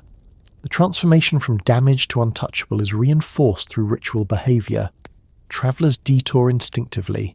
Shepherds guide flocks away without instruction. Children learn where not to go before they learn why. This is how danger becomes culture. The texts never describe guards or enforced borders. No army patrols the region. No king claims authority over its exclusion. The boundary enforces itself through shared understanding. This is significant. It suggests that the hazard was not theoretical. It was not dependent on belief. It was experiential. Enough people had learned, directly or indirectly, that approaching carried risk. Over time, risk becomes taboo. Taboo in ancient societies was not primarily moral. It was protective. Certain actions were forbidden because they disrupted balance or invited harm. Eating certain foods, touching certain objects, entering certain spaces. The untouchable region falls into this category. It is treated like a substance rather than a place. Contact is avoided, proximity is limited. Language around it becomes careful. This carefulness extends even to storytelling. The earliest references do not elaborate. They do not describe what happens if one enters. They simply note that it is not done. This brevity suggests that explanation was unnecessary. Everyone already knew. As centuries pass and direct knowledge fades, explanation becomes necessary. Stories emerge to justify the boundary. Divine anger, moral corruption, exemplary punishment. These narratives serve a purpose. They preserve avoidance even when memory weakens, but they also introduce distortion. Moral stories tend to personalize danger. They focus on behavior rather than environment. They suggest that righteousness can mitigate risk. This opens the door to curiosity and challenge. Yet even with these stories in place, the land remains largely untouched. This persistence implies that something about the region continued to discourage habitation regardless of belief. Environmental hostility reinforces cultural taboo. Each supports the other. The Dead Sea becomes the most visible anchor of this untouchability. Its waters resist life. Its shores are harsh. Ancient people did not float in it. They did not fish it. They did not build cities along it in the way they did elsewhere. This resistance is not subtle. It confronts anyone who approaches. The lake's behaviour confirms the stories. Even skeptics encounter difficulty. This reinforces the boundary without need for enforcement. The untouchable status of the surrounding land also reshapes political imagination. Power is no longer defined by how much territory one controls, but by how wisely one avoids certain territories. Kings do not boast of dominion there. They do not claim it in inscriptions. Silence becomes a form of authority. This is unusual in a culture that prized expansion, irrigation, and control. To leave land unused required justification. That justification appears to have been self-evident. The absence of temples is particularly telling. Temples marked divine presence. They were built in challenging environments elsewhere. Floodplains, marshes, deserts. Where gods wished to dwell, humans followed. Here, gods do not return. This absence suggests that the untouchability was not merely human caution. It was mirrored in divine behaviour. The gods who once inhabited cities withdraw, or never re-establish presence. In Sumerian logic, gods avoided places where order could not be maintained. If the land could not support ritual, it could not support divinity. This withdrawal deepens the boundary. Humans follow gods. Where gods do not go, humans hesitate. Over generations, this becomes structural. Maps adjust. Narratives evolve. The region becomes a reference point rather than a destination. Writers speak of it in the past tense, even when physically present. It is always something that was, never something that is. This temporal distancing is another form of untouchability. It pushes the region out of the present and into mythic time, yet the land itself remains stubbornly present. Travellers still encounter it. Its hostility is immediate. It does not require belief to function. This tension between story and experience gives the region its enduring power. Some later traditions attempt to reclaim it symbolically. They use it as a moral stage, a place where lessons are enacted, but even then, settlement does not follow. The boundary holds. The Sumerian instinct to restrict dangerous knowledge offers another layer of explanation. If the event that altered the land involved forces that could not be safely reproduced, then maintaining distance was essential, not just physically, but conceptually. An untouchable region becomes a living reminder of limits. It teaches without instruction. It enforces restraint without law.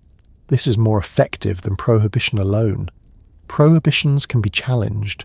Laws can be broken. Environmental reality is hard to ignore. The land itself becomes the guardian of the lesson. This may explain why the records do not preserve detailed technical descriptions of what occurred.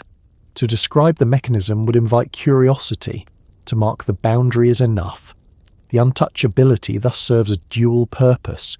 It protects people from harm and protects knowledge from misuse. Over time, this strategy succeeds too well. Memory fades. The original reason for avoidance is replaced by story. The boundary remains, but its meaning shifts. This shift creates tension. Some begin to question. Some approach cautiously. Some reinterpret danger as symbolism. Yet the land continues to refuse participation. It does not reward curiosity. It does not invite return. This persistence frustrates attempts to fully domesticate the story. Moral narratives struggle to explain why righteousness does not restore fertility, why prayer does not cleanse water, why repentance does not soften soil. The answer, embedded in the oldest layers, is simple. The damage was not moral, it was material. Material damage does not respond to virtue. The region became untouchable because touching it offered nothing in return. No sustenance, no security, no divine favour, only risk. This calculus does not require belief, it requires observation. The Sumerians, pragmatic and cautious, made their choice early. They stepped back, they adjusted, they encoded avoidance into culture. Later cultures inherited this choice without fully understanding it. They layered meaning onto it. They told stories to justify what they already practiced. The untouchable region thus becomes a meeting point between memory and forgetting, a place where something happened that exceeded explanation, leaving behind a boundary that outlasted understanding. As this account continues, attention will move toward those who didn't intervene, those who observed without acting, and how their silence and distance shaped the way this event was remembered and misremembered. The untouchable land did not only change those who fled it, it changed those who watched it from afar and chose never to approach again. The oldest records do not present this destruction as chaotic or uncontrolled, nor do they frame it as an accident that spiraled beyond intention. What unsettles most when the language is examined closely is not only what happened, but who did not act while it was happening. The texts imply observation, not intervention, not resistance, observation. This distinction is subtle, but it is one the Sumerian scribes understood well. In their worldview, gods were not distant abstractions. They were administrators of order. They supervised domains, enforced boundaries, and corrected imbalances when those imbalances threatened the stability of the system as a whole. When something catastrophic occurred, divine response was expected, if not always benevolent. Here, that response is absent. Instead, the records hint at figures who watched, who knew, and who remained still. Later traditions would call them messengers, angels, or witnesses. The Sumerian conceptual framework is different. These were not moral judges. They were overseers, custodians of thresholds, beings associated with measurement, timing, and boundary enforcement rather than justice or mercy. Their role was not to decide whether something was right or wrong. Their role was to ensure that whatever occurred did not spread beyond its intended limits. This explains the precision. The destruction does not cascade outward. It does not engulf neighbouring regions indiscriminately. It remains contained, devastating within its boundary and sharply diminished beyond it. This containment suggests supervision rather than abandonment. The Watchers appear to have been present not to stop the event, but to limit it. Sumerian texts often describe divine hierarchies where not all beings possess equal authority. Some act, others record, others enforce constraints. When a force is released that cannot be recalled, containment becomes the only option. This framework appears again and again in Mesopotamian literature. Floods are allowed, but their duration is fixed. Plagues are unleashed, but their spread is measured. Storms rage, but they do not destroy the entire world. Someone is always counting. Here, the counting is evident in what does not happen. The sky does not continue to burn. The wind does not circle back. The land is destroyed, but the world remains intact. The event has a beginning and an end. This implies oversight. The Watchers do not speak in these accounts. They do not warn publicly. They do not argue. Their silence is not ignorance. It is function. In Sumerian culture, silence often marks authority. Those who speak explain. Those who watch enforce. This may be why later traditions struggle so deeply with these figures. Silence is difficult to moralize. A being who does not intervene appears indifferent, even cruel, when judged by ethical standards. But within an administrative cosmology, intervention is not always permitted. If the destruction was the result of a decision already enacted, intervention may have been impossible without triggering greater imbalance. The texts hint at this constraint obliquely. There are phrases that suggest inevitability, not as fate, but as process. Once certain measures are exceeded, reversal is no longer an option. Only limitation remains. The Watchers in this sense are not executioners. They are boundary keepers. Their presence explains why survivors receive warnings rather than rescue. Why escape is possible, but reversal is not. Why the land remains altered, but the destruction does not repeat. This role also explains why memory is managed so carefully afterward. Watchers are associated with record keeping, with oversight of knowledge, with ensuring that dangerous information does not circulate freely. In Mesopotamian tradition, certain tablets were restricted, certain names were not spoken, certain rituals were incomplete by design. The destruction east of the Dead Sea appears to fall into this category of restricted knowledge. Those who watched did not intervene because intervention would have required exposure. To stop the event would have meant engaging with the force itself. The text suggests that even the gods were cautious around it. This is deeply unsettling when read without later theological filters. It implies that there existed powers within the cosmological system that were not easily controlled, even by those who administered order.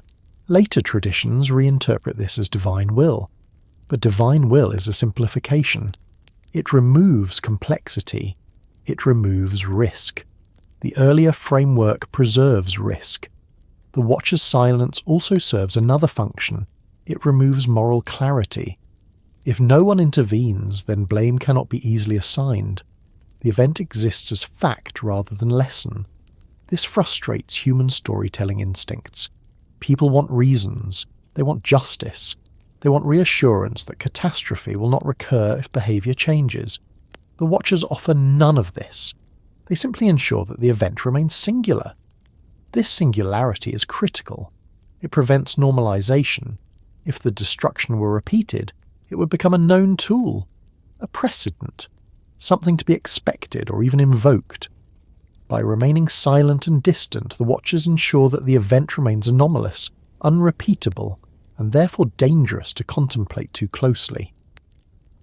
This may also explain why later traditions place these figures in roles of moral judgment rather than technical oversight. Moral judges can be appealed to. Technical overseers cannot.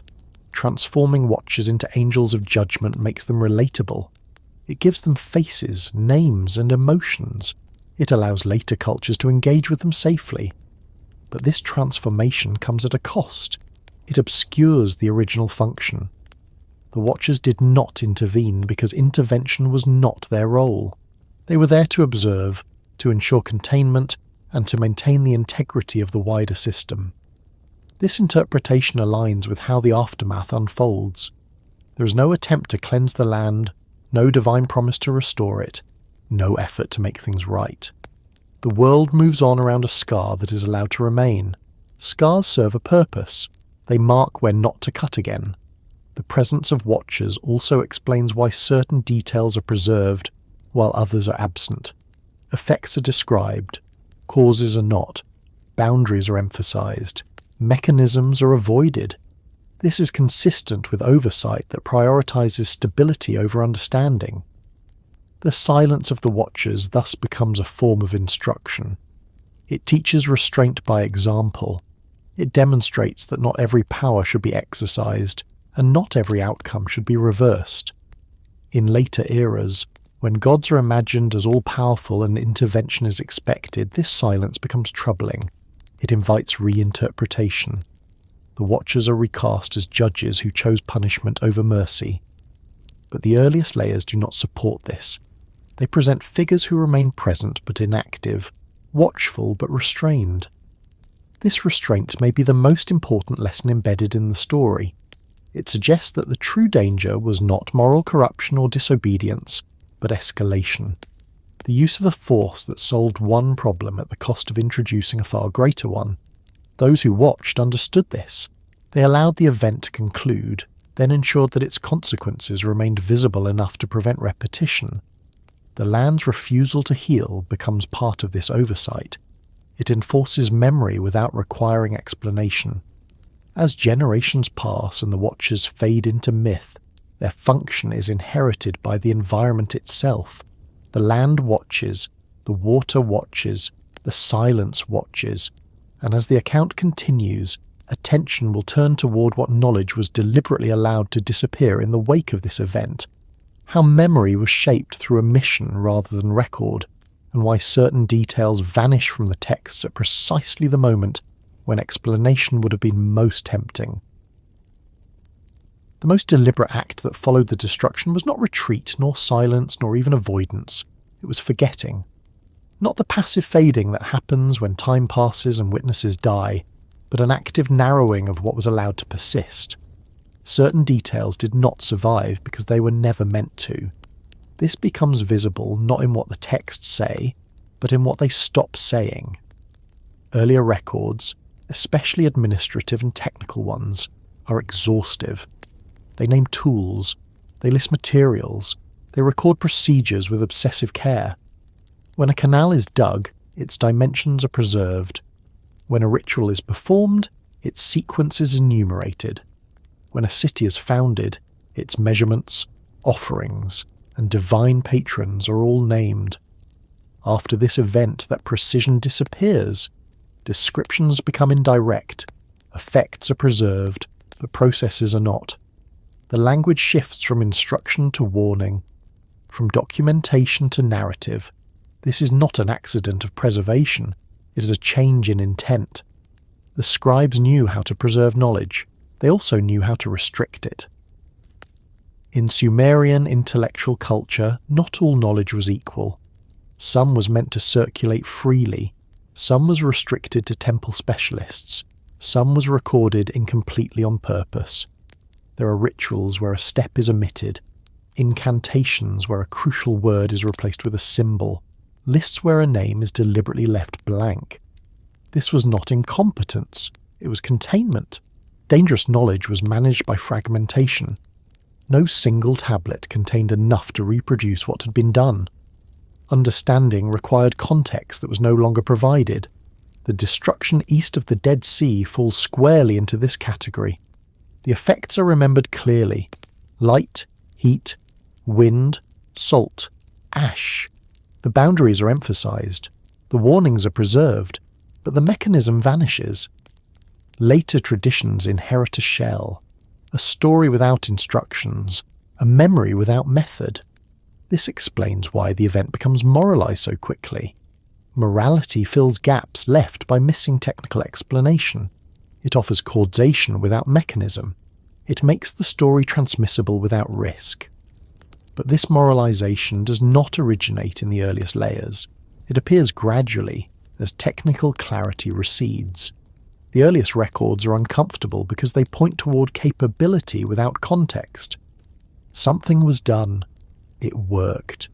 The cost was unacceptable. The response was restriction. The scribes do not debate this openly. Debate invites curiosity.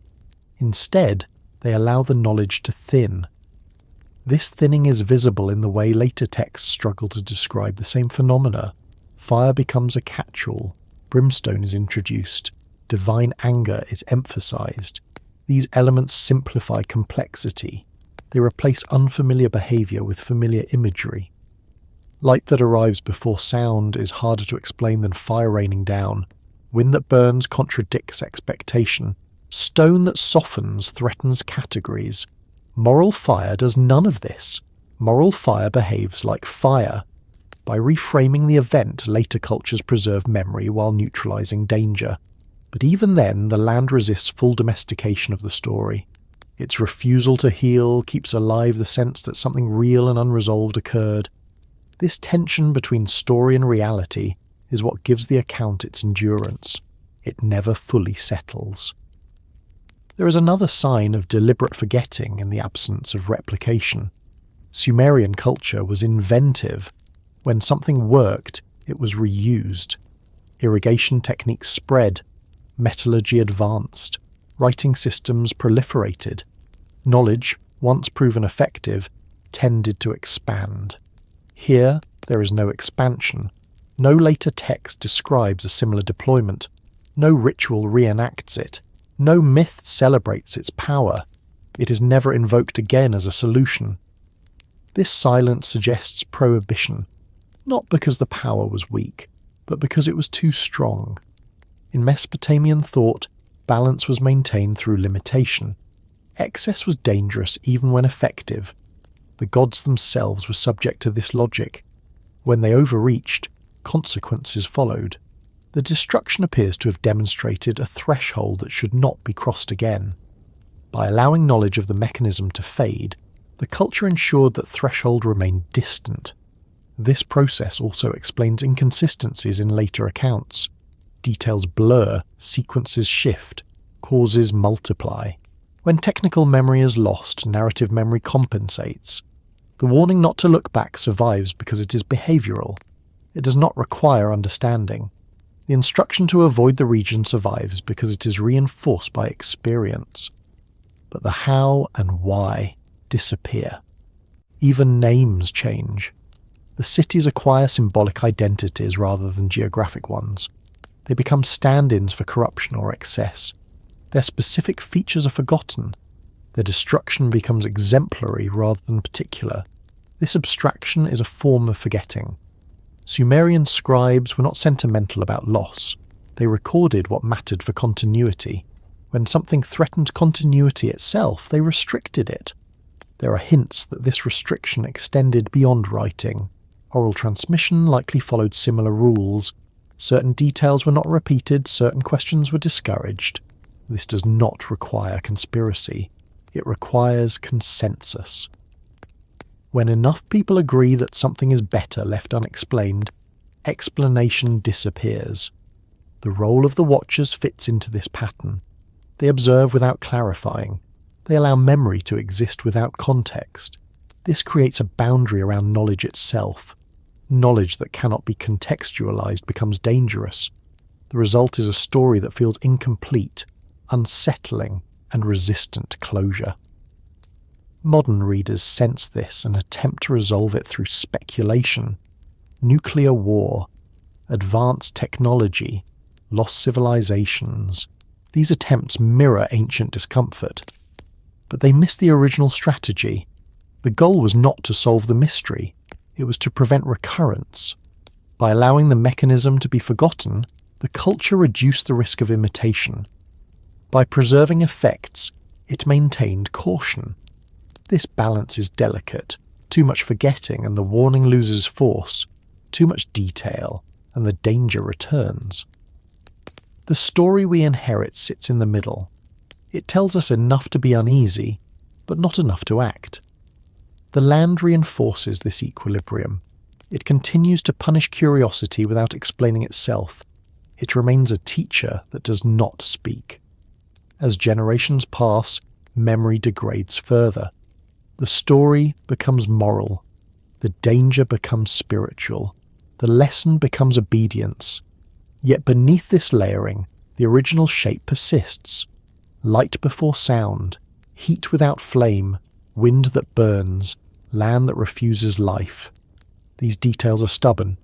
They survive because they were observed, not invented. Knowledge that was never meant to be remembered is not erased completely. It is thinned until only impression remains. That impression is enough to guide behaviour, but not enough to empower. This may be the most sophisticated form of cultural restraint ever practiced. It requires no enforcement. It relies on fear, avoidance, and environmental reinforcement. The Sumerians did not trust future generations with the full truth. They trusted the land instead. As this account continues, attention will turn toward how later cultures misinterpreted what remained, how moral frameworks replaced technical understanding, and how the original warning was transformed into something safer to tell, even as the underlying danger remained unchanged, waiting quietly in the silence left behind. When the original context of an event fades, meaning does not disappear. It reorganizes. What cannot be explained technically is eventually explained morally, not because morality is more accurate, but because it is more portable. It survives transmission. It can be taught to children. It can be repeated without fear. This is what happened here. The earliest records preserve discomfort without resolution. They describe effects without assigning blame. They warn without instructing. Over time, this ambiguity became unstable. Societies do not tolerate unresolved catastrophe well. They require narrative closure, especially when memory stretches across generations that no longer feel immediate danger. Moral explanation provides that closure. By reframing the destruction as punishment, later cultures transformed an incomprehensible event into a comprehensible lesson. If the cities were destroyed because of wrongdoing, then the world remained orderly, cause and effect aligned.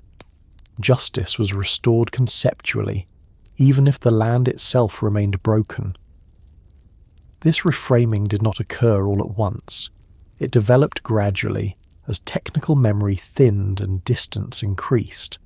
In the earliest retellings, the emphasis is still on destruction and warning. Over time, emphasis shifts toward behaviour. Corruption is named, excess is detailed, transgression is amplified. The cities become caricatures of vice rather than specific places with specific histories. This shift serves several purposes. First, it removes fear of mechanism. If destruction is moral rather than technical, then it cannot be reproduced accidentally. One need only behave correctly. The danger becomes conditional rather than inherent. Second, it restores divine authority. A punishment implies intention and control. It reassures listeners that power is wielded deliberately, not recklessly. The gods are not experimenting, they are judging. Third, it allows the story to function pedagogically. Moral stories teach. Technical warnings merely caution. These advantages made moral reframing inevitable. Yet traces of the original framing persist, and they do not sit comfortably within a purely moral narrative. The punishment is extreme and localized. Only 2 cities are destroyed. Surrounding areas are spared. This selectivity is difficult to justify morally without invoking specific sins, which grow increasingly exaggerated in later accounts. The transformation into salt remains disproportionate. A glance becomes fatal. Moral explanations strain to justify this severity. Physical exposure explains it more easily. The land's refusal to heal undermines the punishment framework entirely. Punishment is meant to correct behaviour, not permanently sterilise geography. Even in moral narratives, repentance usually leads to restoration. Here, restoration never comes. Later interpreters attempt to resolve this by intensifying corruption. The cities are portrayed as uniquely depraved beyond redemption. Their land becomes irredeemable as well. This escalation compensates for the persistence of environmental damage. But this escalation introduces new problems. If moral corruption alone can render land permanently hostile, then the world becomes unstable. Any city could cross that threshold. Fear would replace order. To prevent this, later traditions emphasize uniqueness. These cities are singular in their wickedness. The event is unrepeatable because the conditions are unrepeatable. This preserves stability, but it requires exaggeration. The original records do not support such uniqueness. They do not dwell on behaviour. They do not catalogue sins. They do not warn others to behave differently to avoid the same fate. They warn others to avoid the place. This difference is crucial. Avoiding a place is a response to hazard. Avoiding a behaviour is a response to judgment. The shift from one to the other marks a fundamental change in how the event is understood. This change also aligns with broader cultural transitions. As societies move from city-states to larger political entities, moral law becomes more important than local knowledge. Environmental warnings tied to specific locations lose relevance. Moral lessons apply everywhere. By moralizing the event, later cultures ensured its relevance beyond geography. The cost of this generalization was accuracy. Technical anomalies were smoothed over. Light became fire. Wind became wrath. Silence became abandonment. Watchers became judges. Containment became punishment. Each transformation made the story easier to tell and harder to interrogate. This is not deception, it is adaptation. People tell the stories they need. In times of instability, moral certainty is comforting. It assures listeners that catastrophe is not random. It can be avoided through righteousness. It restores agency. But the land did not respond to righteousness. It remained hostile regardless of belief. This dissonance forced further narrative adjustment. The land's hostility became part of the punishment. Its persistence became proof of divine seriousness. Yet even this explanation feels strained. Why punish future generations within fertile land for past sins? Moral frameworks struggle here. The original hazard framework does not. A hazardous site remains hazardous regardless of moral change. This is why the earliest records do not promise restoration. They accept permanence. Later traditions cannot.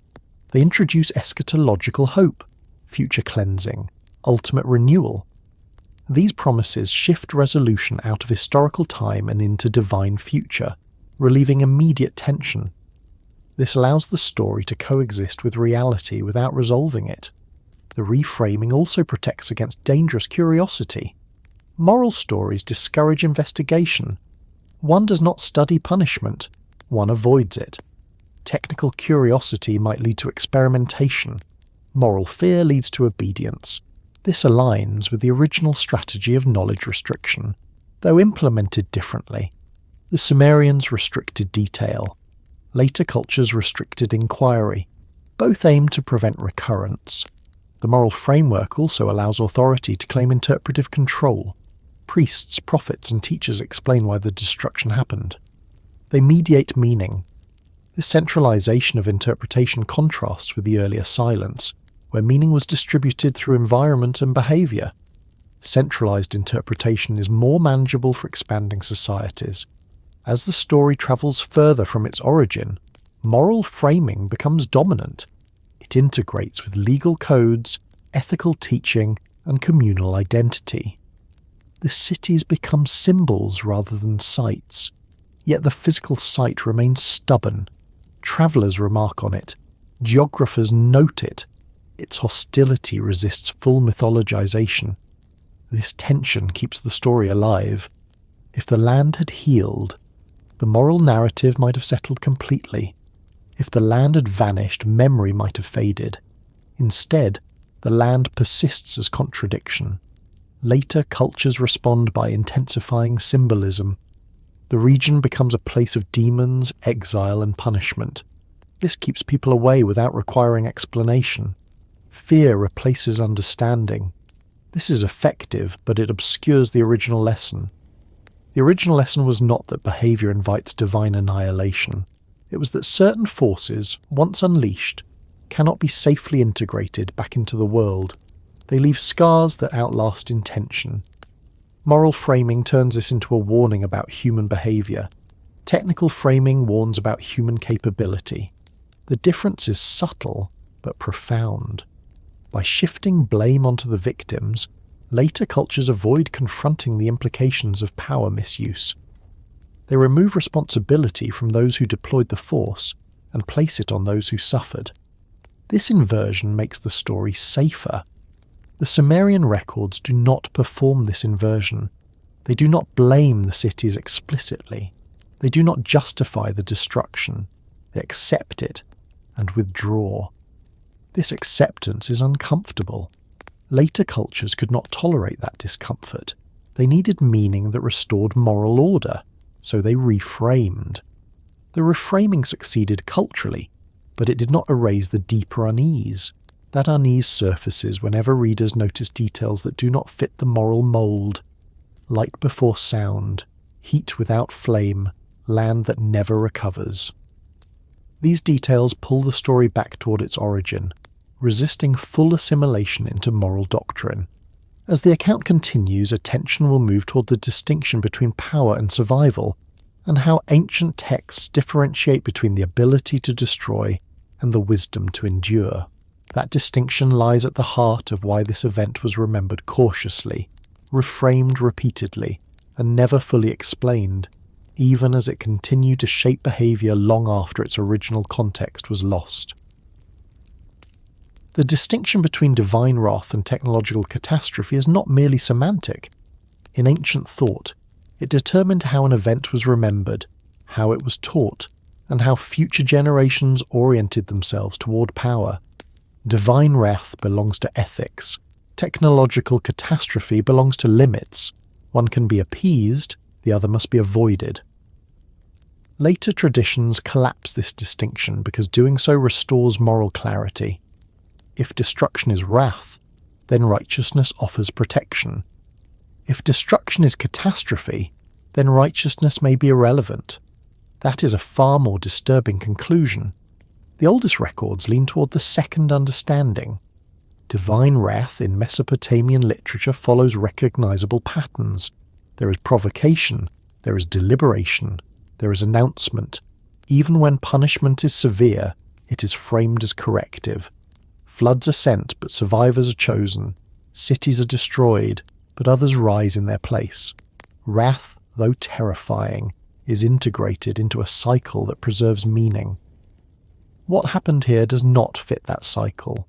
There is no speech before the event, no accusation preserved in the earliest layers, no proclamation explaining what is about to happen or why. The destruction arrives without moral preface and leaves without moral resolution. Survivors are not instructed to reform society. They are instructed to leave. This absence of ethical framing is the first signal that something else is at work. Technological catastrophe, unlike wrath, does not require moral failure. It requires capability without sufficient restraint. It occurs when a force is released that exceeds the system's ability to absorb it. The damage is not targeted at guilt. It is targeted at proximity. This explains why later moral explanations feel strained. They try to retrofit guilt onto effects that behave impersonally. Salt spreads regardless of virtue. Bitter water poisons all who drink. Altered air harms the righteous and the corrupt alike. Divine wrath discriminates. Catastrophe does not. The texts preserve this non-discrimination quietly. They do not celebrate survival as reward. They present it as circumstance. Those who were warned and moved survived. Those who did not were exposed. The difference is spatial and temporal, not ethical. Later traditions invert this logic. Survival becomes righteousness. Destruction becomes punishment.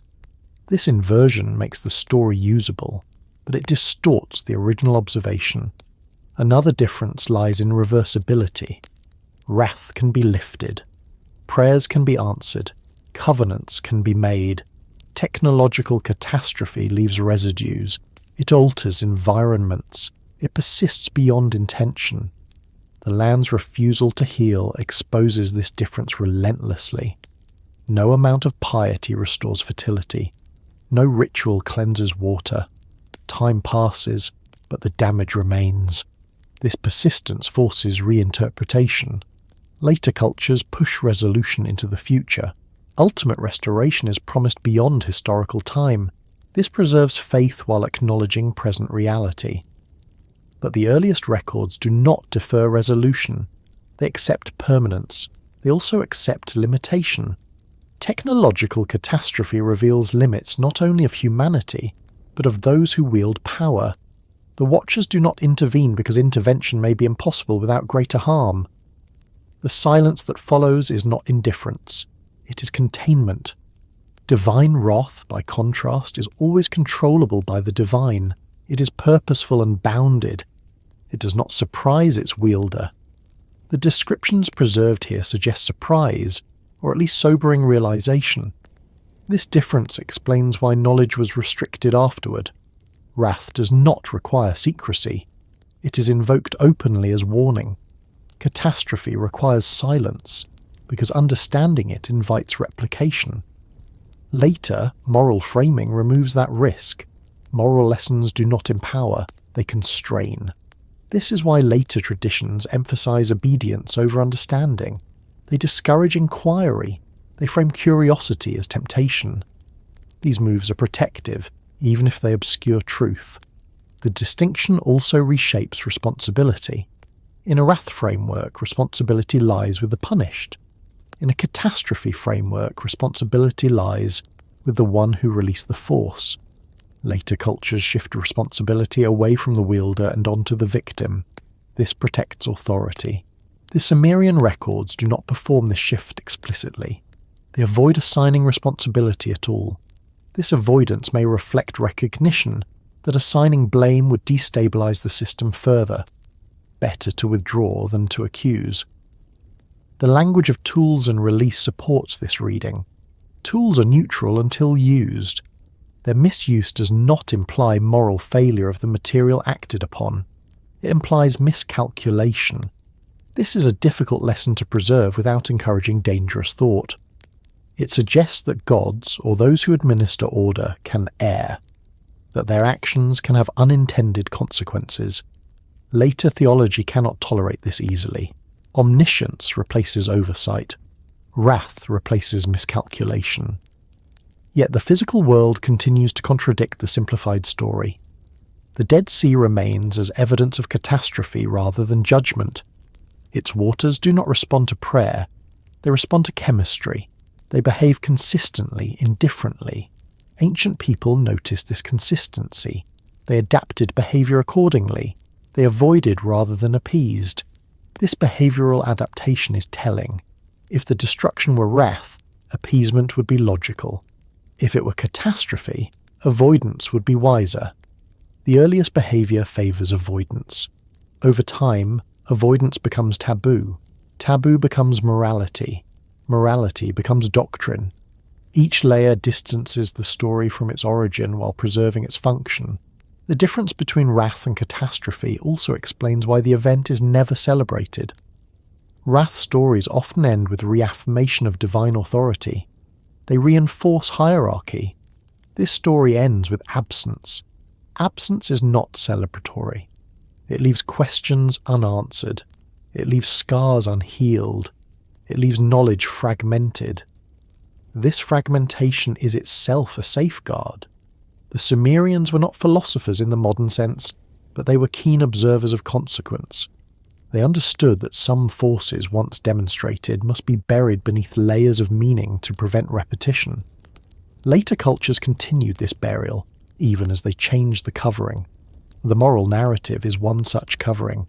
It is effective. It has endured. But beneath it, the original distinction remains visible to those who look closely. Divine wrath explains why people should behave. Technological catastrophe explains why people should restrain capability. The first comforts, the second unsettles. That discomfort is why the story continues to draw attention. It hints at a past where power exceeded wisdom, and where the response was not triumph or correction, but withdrawal and forgetting. As the account moves forward, attention will turn toward what the texts say after this realization, toward the moment when power is consciously separated from survival, and toward how ancient cultures encoded the understanding that possessing the ability to destroy does not imply the ability to endure what follows. After the destruction, the most important change in the records is not what appears, but what disappears. The silence that follows is not merely emotional or cultural. It is textual. Certain kinds of information simply stop being written down, and this absence is too consistent, too patterned, to be accidental. Before the event, the records are dense with specificity. They name places precisely. They describe materials, quantities, routes, and procedures. They assume continuity. Cities are founded, expanded, destroyed, and rebuilt, all within a framework that expects the world to remain legible. Writing exists to stabilize that legibility. After the destruction, that assumption weakens. One of the first things that vanishes is detailed description of the affected region. Earlier texts locate cities in relation to rivers, fields, and neighboring settlements. Distances are measured, boundaries are negotiated. Afterward, references flatten. The area becomes vague, directions bend around it. The land is referred to indirectly or not at all. This is not how scribes usually handled loss. When cities were conquered, their names remained. When regions declined, their former productivity was often lamented. Here, there is no lament, there is a mission. Another silence appears around causation. The earliest descriptions, though restrained, still attempt to convey sequence. Light precedes sound. Heat follows. Wind behaves unnaturally. These observations survive. What disappears is any attempt to connect these observations to a named process or agent. In other disasters, causation is explicit. Floods are attributed to river gods, plagues to divine displeasure, earthquakes to cosmic imbalance. Even when explanation is theological, it is still explanation. Here, explanation stalls. The texts stop short of saying who decided, who acted, or how the force was released. They do not speculate. They do not argue. They do not preserve dissenting interpretations. This absence suggests that discussion itself became undesirable. There is also a noticeable change in tone when the affected land is mentioned at all. Earlier writing is confident, declarative. Afterward, references become cautious, almost formulaic. The language feels rehearsed, as if scribes are repeating accepted phrasing rather than engaging directly with the subject. This kind of repetition often indicates taboo. When something cannot be explored openly, it is handled through fixed expressions that minimize deviation. Another thing the text stops saying is how long the danger lasts. There is no clear endpoint, no statement that the land is safe again, no declaration of restoration. Time moves on in the broader narrative, but the region remains suspended outside it. This is unusual. Even cursed lands in myth eventually resolve. Either they are cleansed, destroyed entirely, or transformed. Here, none of that happens. The land simply persists in an altered state, and the texts adjust by avoiding it. There is also a silence around divine presence. Before the destruction, gods are associated with cities. They dwell in temples. They receive offerings. Their movements are tracked. Afterward, the affected region has no such associations. No god claims it. No shrine is erected there. No cult relocates into the zone. This absence is striking. In Mesopotamian thought, unclaimed land was rare. Even dangerous places had patrons. The lack of divine association suggests not punishment, but abandonment.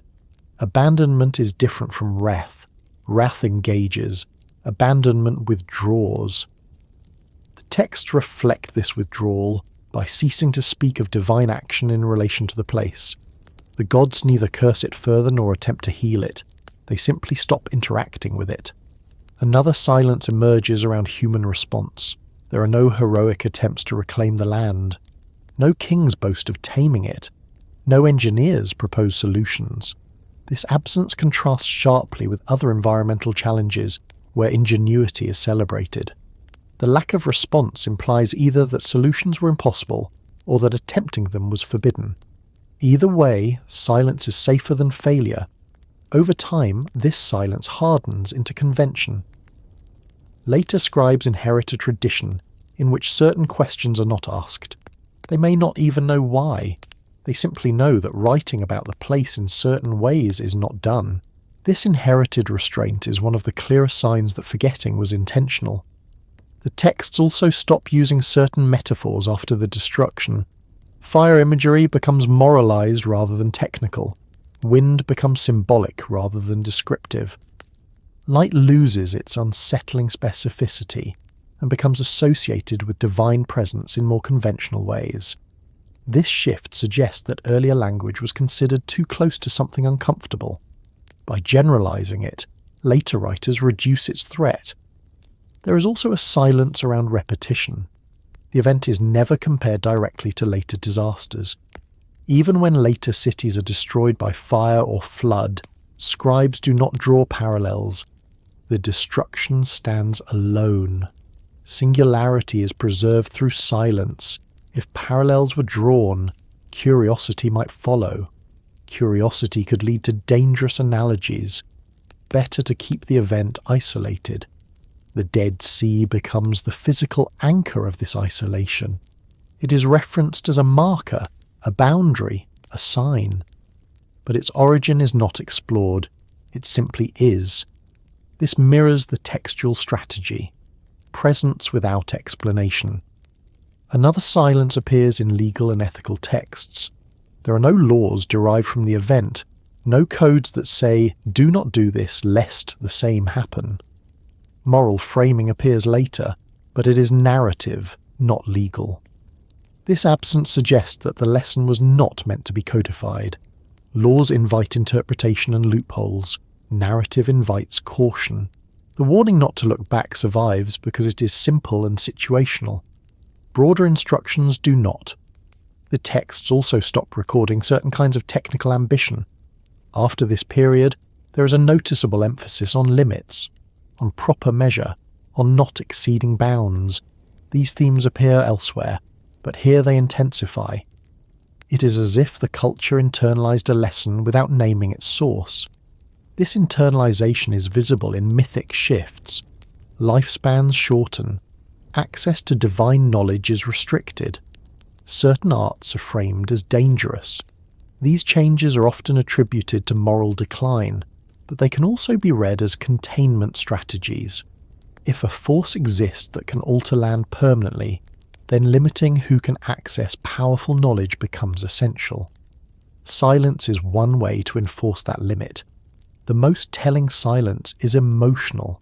There is no triumph, no satisfaction, no sense that justice has been served. Even later moral narratives struggle to celebrate the event. It is cited as warning, not victory. This emotional restraint reflects discomfort. Wrath stories often end with reaffirmation. Order is restored, authority is validated. This story ends with emptiness. The emptiness persists in the text as a gap that cannot be filled comfortably. As generations pass, the gap becomes normalized. People no longer notice what is missing. The silence becomes background. Only when later readers compare what was written before and after does the pattern emerge. What the text stops saying is not accidental loss. It is selective preservation. They stop naming mechanisms. They stop assigning responsibility. They stop engaging with the land as part of the living world. They stop asking whether restoration is possible. In doing so, they create a boundary not just in geography, but in knowledge. That boundary serves the same function as the physical one. It keeps people away from something that proved too consequential to integrate safely. The Sumerians were not erasing history, they were managing risk. By allowing certain details to fade, they reduced the chance that future generations would attempt to understand the event in ways that could lead to repetition. They trusted silence more than explanation.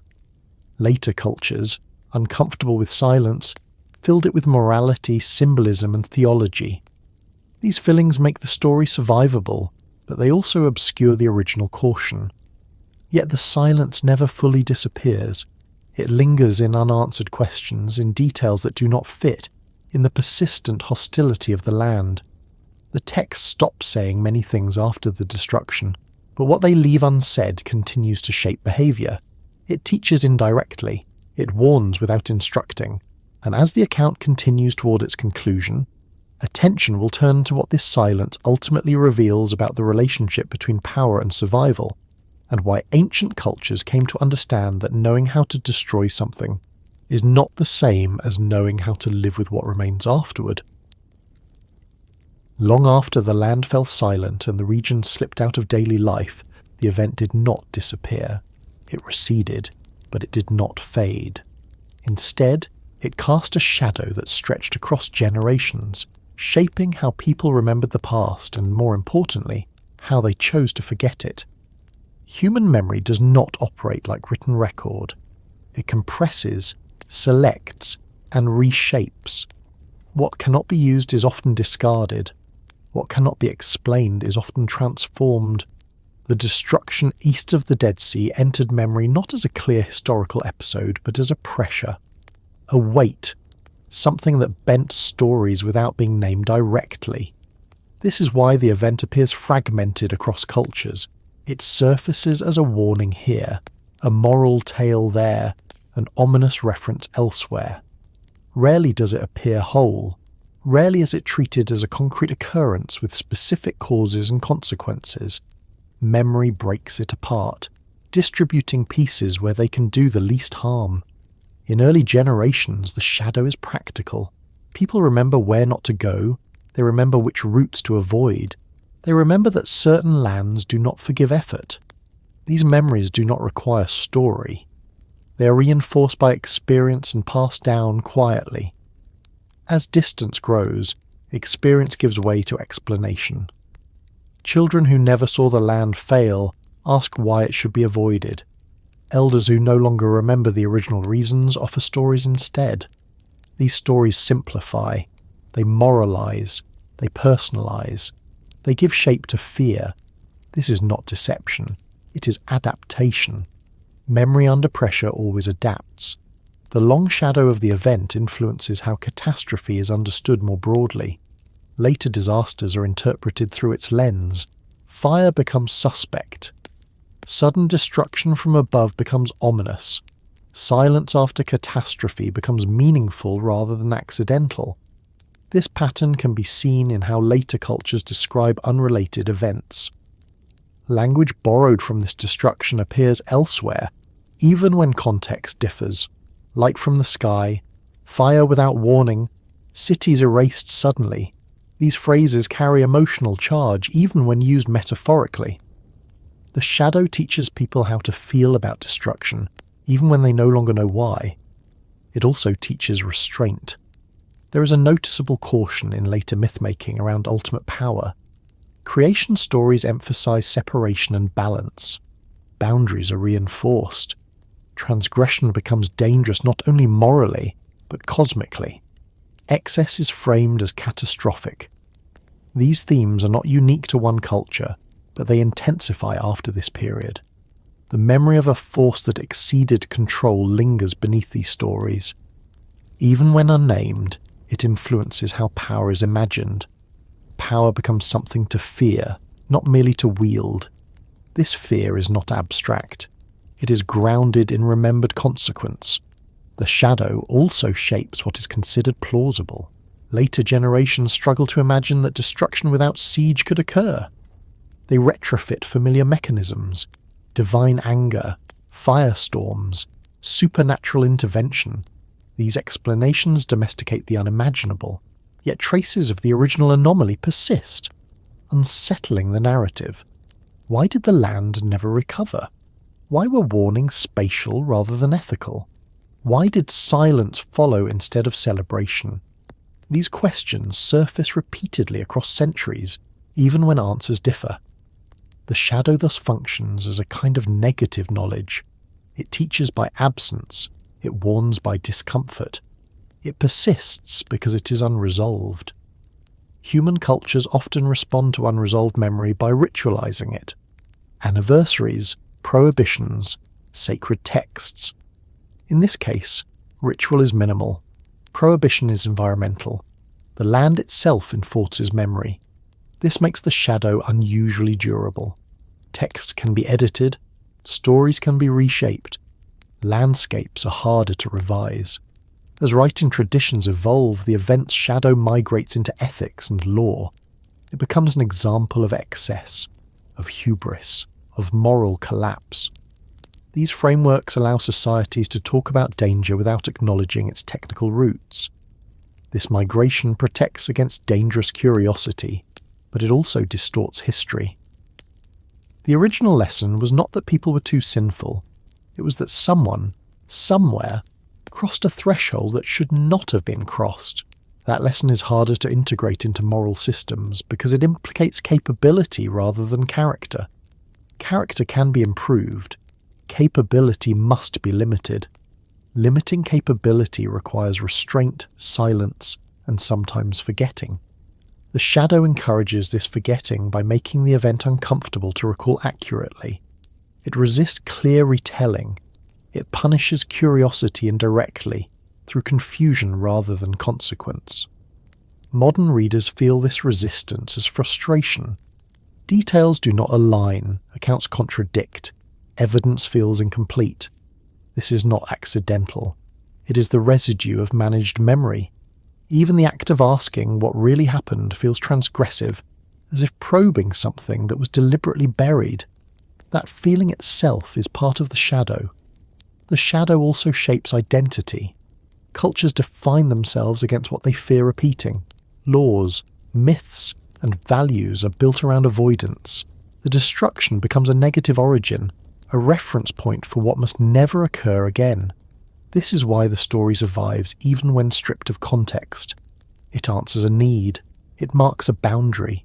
Yet boundaries without explanation eventually invite challenge. As memory fades, curiosity grows. People return to the texts. They notice inconsistencies. They ask whether moral explanations suffice. This cycle repeats. Each generation negotiates the shadow differently.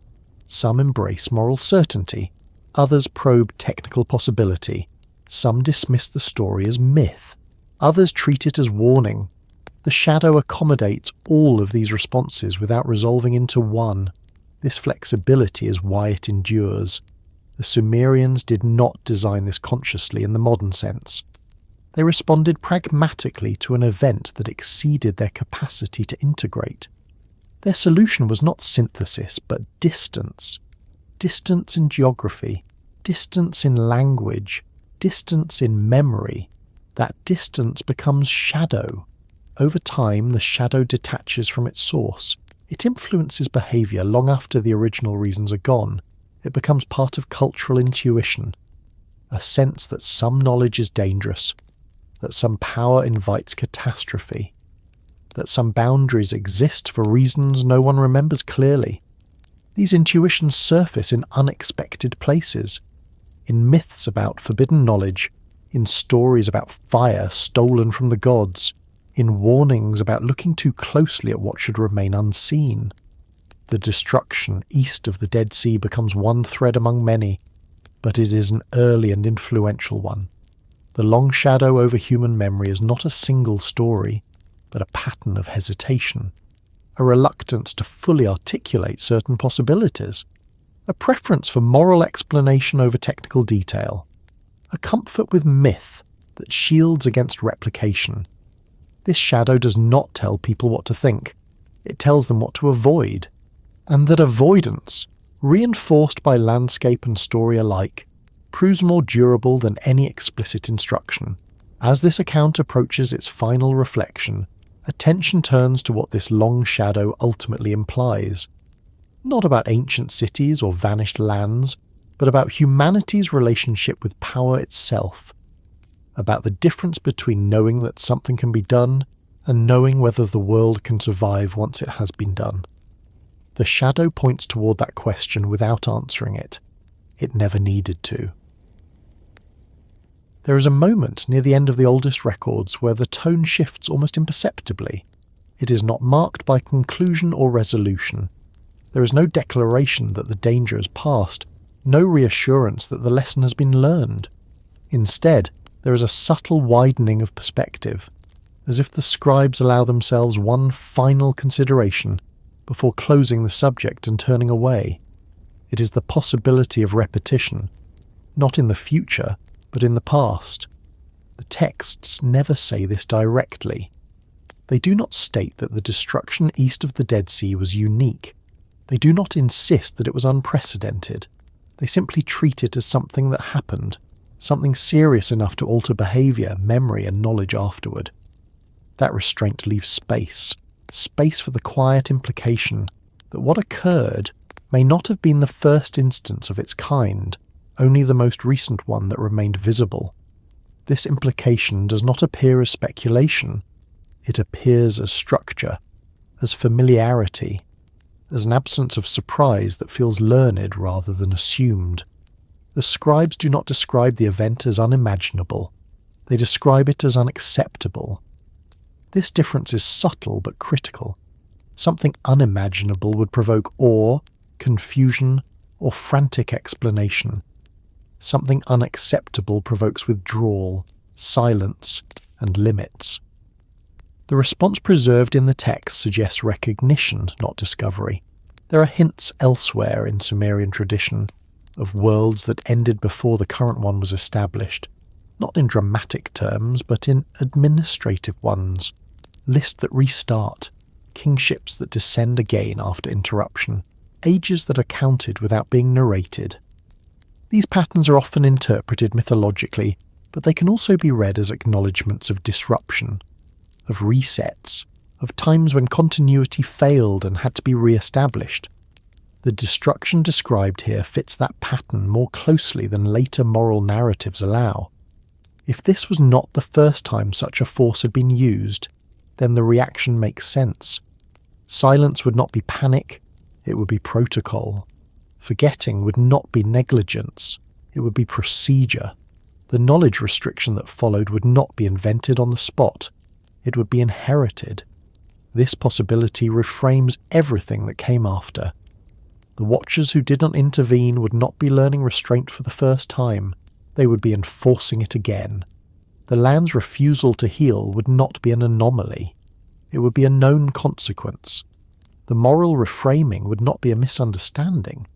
It would be a protective adaptation layered onto something already deemed too dangerous to explain directly. Even the long shadow over memory takes on a different shape.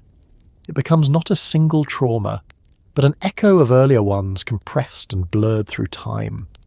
The Sumerians did not write histories the way modern cultures do. They wrote continuity. When continuity broke, they repaired it quietly. They did not catalogue catastrophe in detail. They absorbed it into structure. This is why their records feel incomplete to modern readers. They were not meant to satisfy curiosity. They were meant to stabilise the world that remained. If such a force had been used before, then the lesson learned was not that it could destroy cities. That was already understood. The lesson was that its consequences could not be undone. Once land refuses life, once memory must be managed, once silence becomes policy, the cost outweighs any immediate solution the force might have offered. This understanding would explain the emphasis on limits that emerges afterward, on shortened lifespans, on restricted knowledge, on the separation between gods and humans, on the repeated warning that excess, not evil, is the true danger. Excess does not require malice. It requires only capability without restraint. The quietness of the final implication matters. It is not presented as revelation. It is not framed as warning. It is simply allowed to exist, unspoken but present. Ancient cultures often communicated their most serious knowledge this way, not through proclamation, but through omission, through what is assumed rather than argued. The possibility that this was not the first time is never explored because exploration would invite comparison. Comparison would invite curiosity. Curiosity would invite risk. Instead, the texts settle into closure without resolution. They leave behind a land that enforces memory without language, a story that survives without explanation, a boundary that holds even when belief changes. This is why the account ends without conclusion. There is nothing to conclude. The world continues. Cities rise elsewhere. Trade resumes along new routes. Memory thins. Stories shift. But the boundary remains, quiet and unyielding. The lesson, such as it is, does not announce itself. It waits. It suggests that civilization has encountered limits before, that power has outpaced wisdom more than once, and that the response has never been triumph or correction, but retreat. Retreat into silence, into moral framing, into forgetting just enough to survive. If this was not the first time, then the most important act was not remembering exactly what happened, but remembering that something happened which should not be repeated. That memory does not need detail. It needs weight. The land provides that weight. The silence preserves it. And as the story finally loosens its hold, there is nothing left to do but let that quiet understanding settle, not as fear, not as certainty, but as a recognition carried forward without words, steady enough to endure, and restrained enough not to demand awakening once more.